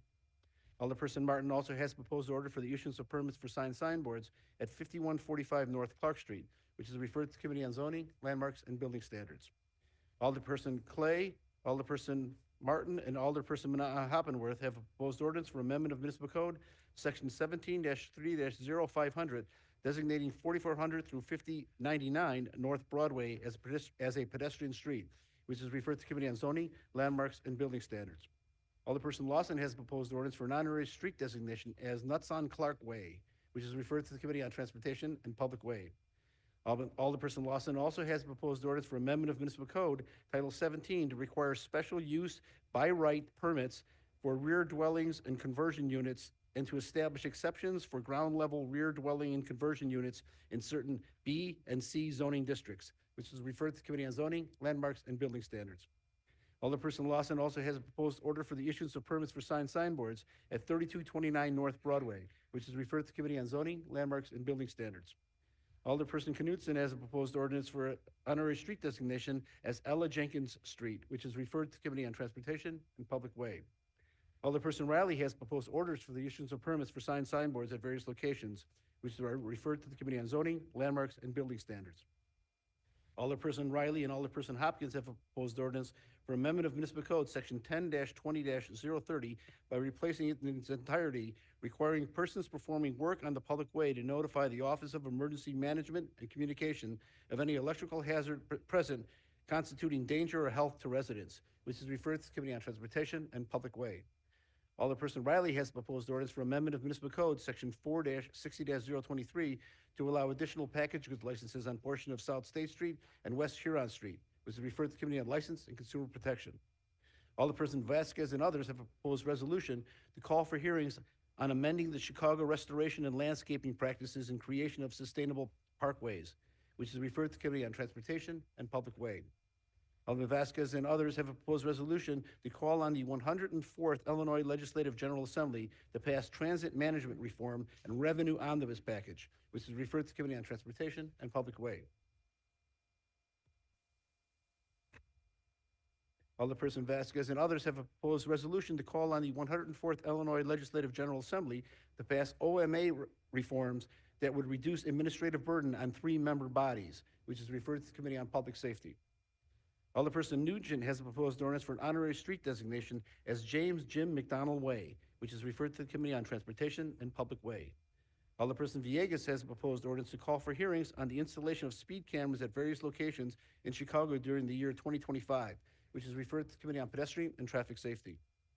Alderperson Villegas and Alderperson Moore have a proposed ordinance for amendment of Municipal Code, Chapter 2-92, by modifying various sections and adding a new Section 2-92-550, requiring city agents exercising contracting power to work with the Chief Procurement Officer to ensure compliance with stated goals, which is referred to the Committee on Contracting Oversight.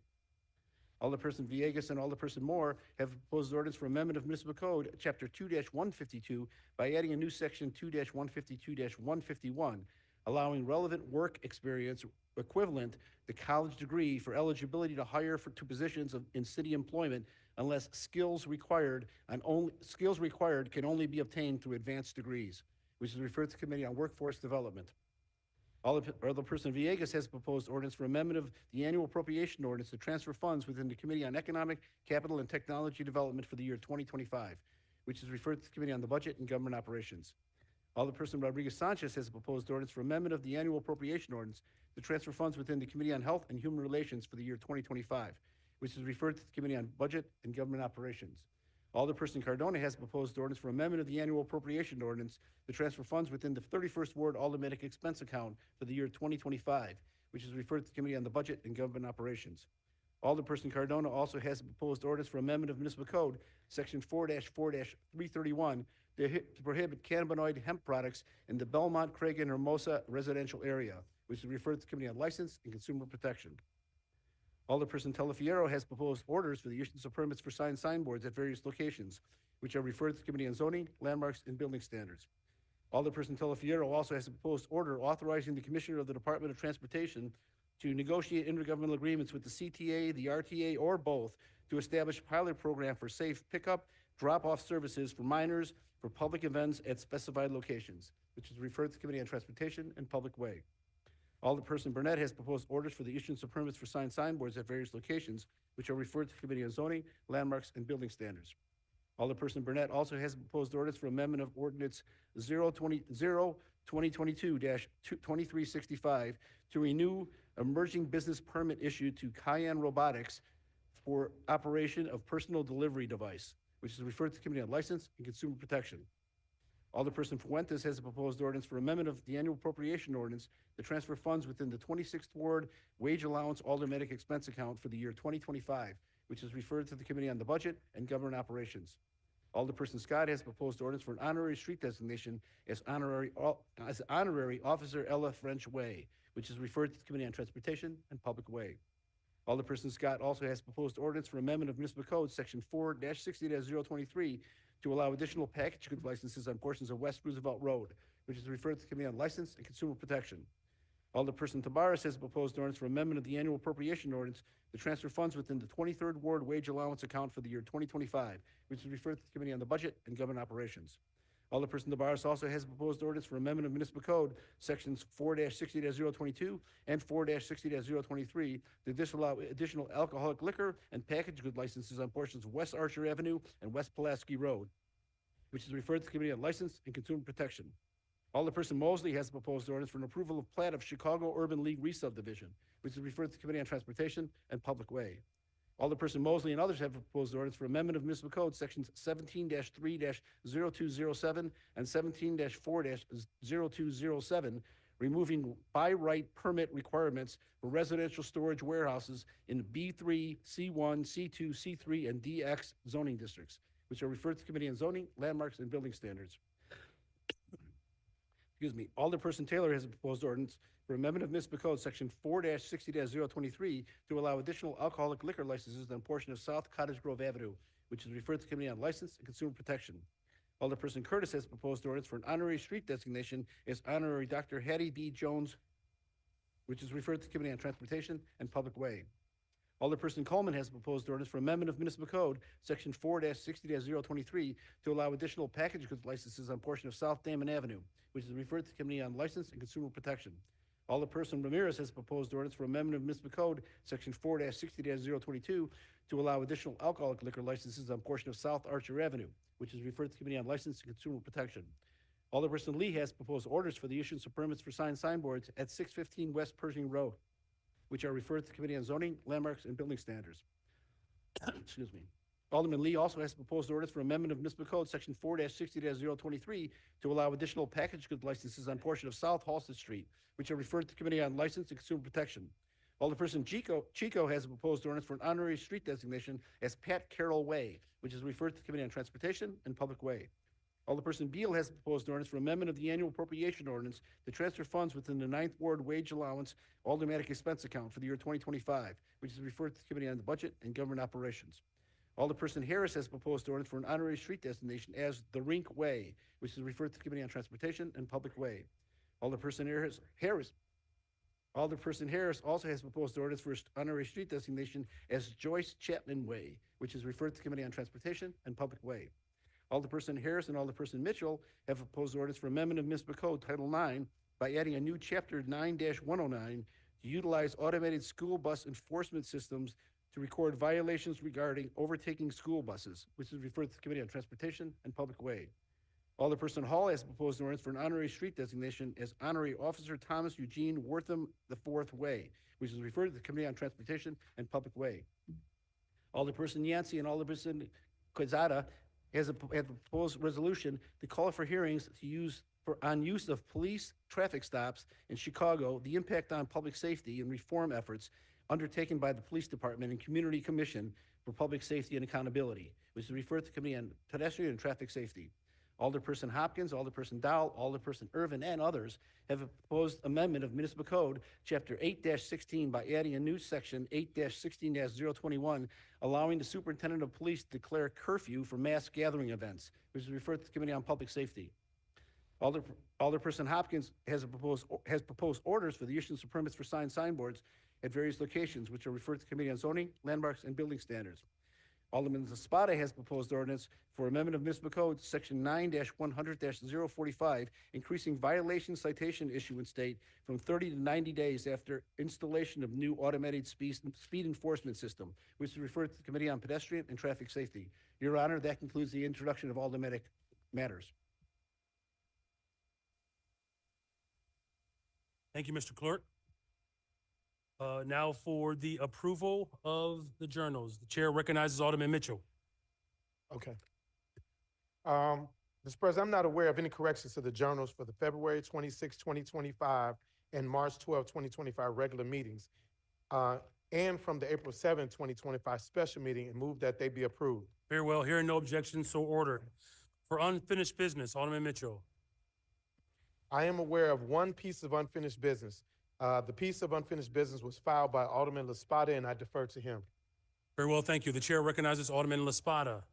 Thank you, Mr. President. I have noticed and filed one item of unfinished business with the clerk pursuant to Rule 41. This item passed in the Committee on Pedestrian and Traffic Safety on October 21st, 2024, and was deferred and published at the October 22nd, 2024 City Council meeting by myself and Alderman Cruz.